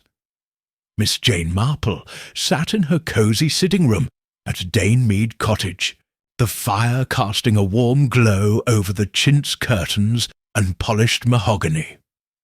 Her knitting needles clicked rhythmically, crafting a pale green scarf as she reflected on the resolution of the Rutherford Hall mystery, the arrest of Dr. John Quayle, unmasked as Quimper, and Alfred Crackenthorpe's confession had brought justice for Martine Dubois, strangled on the 4:50 from Paddington to silence her knowledge of Quimper's disgraced past.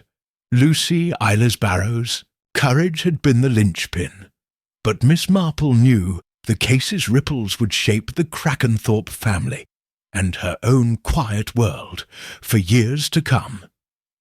The room was a haven of order, its shelves lined with books and mementos from friends, like Mrs. Elspeth McGillicuddy, whose glimpse of the murder had set the wheels in motion. A tray of tea and biscuits sat on the side table, the steam curling lazily from the pot. Miss Marple's eyes, sharp despite her frail frame, wandered to the window, where the snow softened the outlines of the village square. The case had stirred her, not for its violence, but for its human frailties. Greed, deception, and misplaced trust, all so familiar, yet so poignant. She sipped her tea, her thoughts weaving through the final threads of the mystery, ensuring no detail was left unexamined. Rutherford Hall, she knew, was settling into an uneasy calm. Lucy's last letter, delivered that morning, had painted a vivid picture. Emma Crackenthorpe, shaken but resolute, was reclaiming her life. Cedric and Harold, chastened by the scandal, were re-evaluating their ambitions. And Luther, ever the miser, clung to his dwindling empire, his rants now tempered by the loss of his trusted doctor. Alfred, facing trial as an accessory, had left, a void, his betrayal a wound the family would bear silently. Lucy herself had departed for a new assignment, her restless spirit already seeking fresh challenges. Miss Marple smiled faintly, her needles pausing. Lucy was a rare soul, and their partnership had been a triumph of intuition and action. The village clock struck 3, its chimes muffled by the snow. Miss Marple set her knitting aside, her mind turning to Elspeth, who was due to visit. Elspeth's role as the unwitting catalyst deserved acknowledgment, and Miss Marple had invited her to share the case's conclusion over tea. The door-knocker sounded, and Cherry, the maid, ushered Elspeth in, her sturdy frame bundled in a tweed coat, her cheeks flushed from the cold. "Jane, it's a bitter day," Elspeth exclaimed, shedding her scarf. "But I couldn't wait to hear the end of it. You've solved it, haven't you?" Miss Marple's eyes twinkled, her voice soft but firm. "With help, my dear Elspeth. Your eyes on that train were the spark, and Lucy's courage fanned the flame. Sit, have some tea, and I'll tell you everything." She poured a cup, her movements precise, as Elspeth settled into an armchair, her curiosity a palpable force. Over the next hour, Miss Marple recounted the case with the clarity of a seasoned storyteller, her words painting the grim tableau of Martine's murder, Quimper's calculated deception, and the Crackenthorpe family's tangled motives. She described Lucy's discoveries: the blood-stained scarf, the photograph, the letters to John Quayle, and the gold coins that had sealed Quimper's fate. Elspeth listened, her teacup forgotten, her face a mix of horror and awe. "Jane, it's like a novel," she said, her Scots accent thickening. "That poor woman strangled right before my eyes, and Quimper so charming. How did you know?" Miss Marple's smile was modest, her gaze drifting to the fire. "People, Elspeth, are much the same, whether in a village or on a train. Quimper's ambition was his undoing. Greed always leaves a trail. Martine knew his secret, and he killed to keep it buried. Alfred, weak and desperate, was his tool, but even he couldn't escape the truth." She paused, her needles resuming their rhythm. "You saw the act, Lucy found the proof, and I merely saw the pattern." Elspeth shook her head, marvelling. "You're too humble, Jane. The police would have dismissed me without you. That Inspector Craddock, he's sharp, but you're sharper." She leaned forward, her voice earnest. "What about Emma? Will she be all right?" Miss Marple nodded, her expression softening. "Emma's stronger than she seems. Quimper's betrayal cut deep, but she's free now, and her brothers will rally in their way. Cedric's cynicism hides a loyal heart, and Harold's ambition may yet serve the Bidoudou estate. They'll heal as families do, though the scars will linger." Her words were a quiet prophecy, born of years observing human resilience. Elspeth sipped her tea, her brow furrowing. "And Alfred? He helped move the body, you said.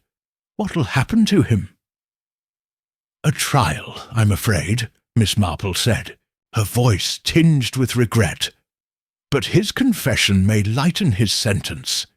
He was coerced, not cruel. Quimper preyed on his weakness. It's a lesson, Elspeth. Small sins can lead to great ones if left unchecked." Her needles clicked, a counterpoint to her words, and Elspeth nodded, sobered by the case's cost. The conversation turned to lighter matters. Village gossip, the Women's Institute's latest feud. But Miss Marple's mind remained on Rutherford Hall. She recalled Lucy's final letter, describing Emma's resolve to manage the estate independently, refusing to let her father's miserliness or her brother's schemes dictate her future.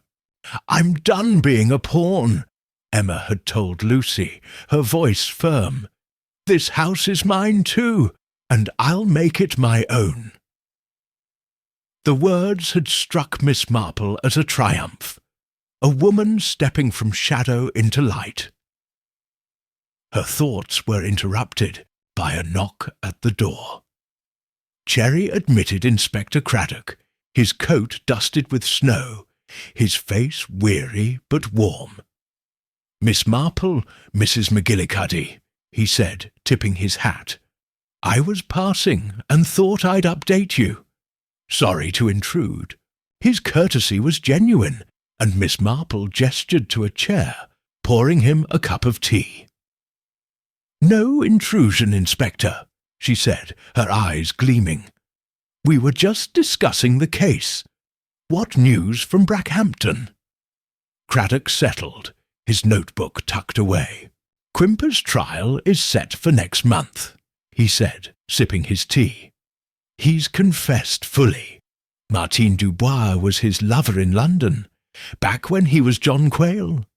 She helped him skirt regulations, but when he was struck off, she left for France. Last year she returned, broke and bitter, and tracked him down. She demanded half his earnings, threatening to expose him to Emma and the village." He paused, his expression grim. On the train, she pushed too far, and he snapped. "Chloroform. To subdue her, then strangulation. The coins were her savings, stolen to make it look like robbery. Elspeth gasped, her hand to her mouth. Right in front of me.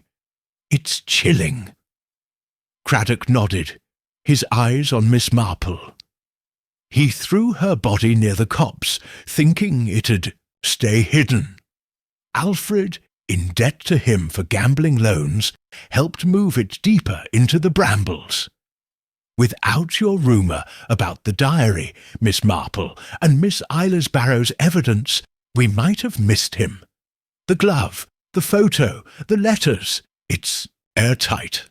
His admiration was clear, and Miss Marple's smile was demure. Lucy deserves the credit, she said, her needles clicking. And Elspeth's clear sight. I only saw what was plain. Quimper's greed, Martine's desperation, Alfred's fear. Human nature, Inspector, is the true map.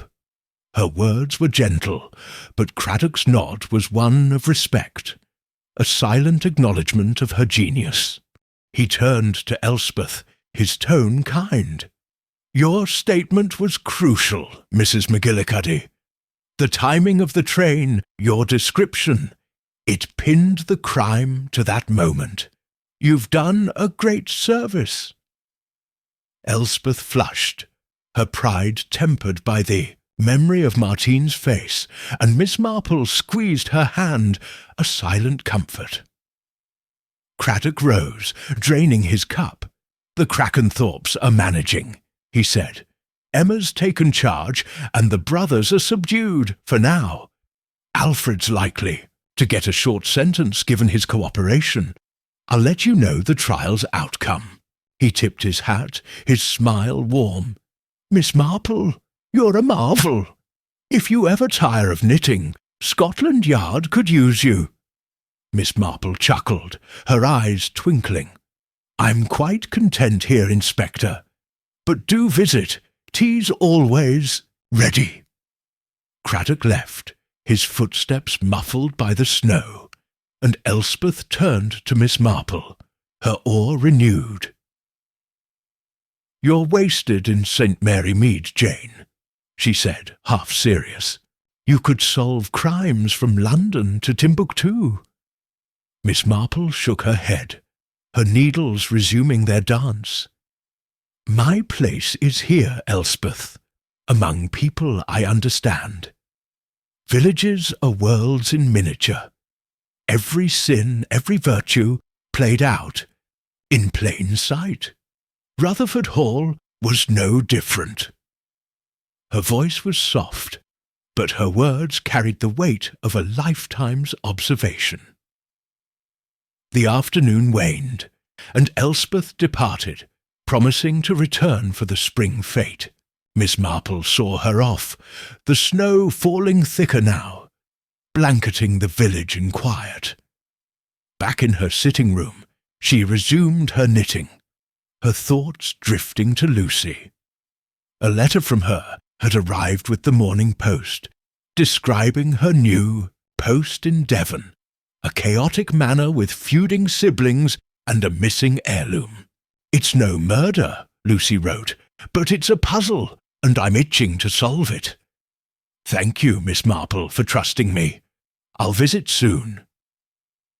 The letter warmed Miss Marple, a reminder of their bond, forged in the crucible of justice. She rose, moving to her writing desk, where a map of the railway line lay folded. She traced the route from Paddington to Brackhampton, her finger pausing at the curve near Rutherford Hall, where Martine's life had ended. The copse, now silent, had yielded its secrets, but Miss Marple knew other mysteries would follow. Human nature was a wellspring of puzzles, and she was ever ready to unravel them. A knock at the door startled her, and Cherry admitted Mrs. Bantry, her neighbour and friend, her cheeks rosy from the cold. "Jane, it's a beastly day!" Mrs. Bantry exclaimed, shedding her coat. I heard about the Krakenthorpe business. Craddock was at the vicarage, singing your praises. Tell me everything." Her enthusiasm was infectious, and Miss Marple smiled, pouring fresh tea. Over the next hour, she recounted the case for Mrs. Bantry, her narrative concise but vivid. She described Elspeth's glimpse, Lucy's infiltration, and Quimper's unraveling, each detail a brushstroke in a grim portrait. Mrs. Bantry listened, her eyes wide, interrupting only to gasp at Quimper's duplicity. The nerve of him wooing Emma while hiding a murder. And that poor woman, Martine, what a tragedy. Her sympathy was genuine, and Miss Marple nodded, her thoughts on Martine's lost life. "It's the small things, Dolly," she said, her voice soft. "A scarf, a glance, a whispered threat. They tell the story if you listen. Quimper thought he was clever, but cleverness blinds. He forgot the world watches." Her words were a quiet creed, and Mrs. Bantry sighed, awed by her friend's insight. "You're a wonder, Jane," she said, nibbling a biscuit. "St. Mary Mead's lucky to have you, though I dare say you'll have another mystery by spring. Mrs. Price's missing cat, perhaps?" Her tease was light, and Miss Marple chuckled, her eyes gleaming. "Cats or killers, Dolly, it's all the same," she said, her needles clicking.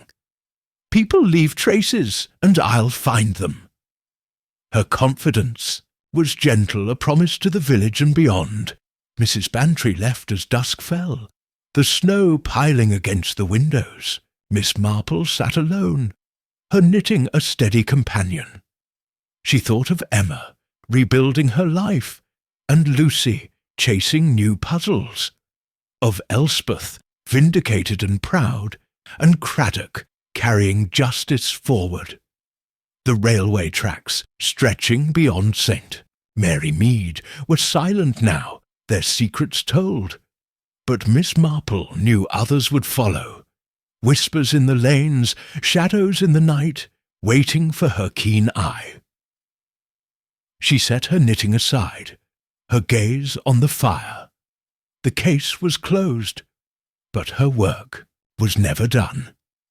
Human hearts, with their loves and hates, were her canvas, and she painted with truth for Martine Dubois, for Rutherford Hall, and for the quiet village she called home. Miss Marple would always be ready, her mind a beacon in the dark. The clock struck 6, its chimes a gentle farewell to the day. Outside the snow fell, a quiet return to peace, and Miss Marple smiled, her next puzzle already stirring in the stillness.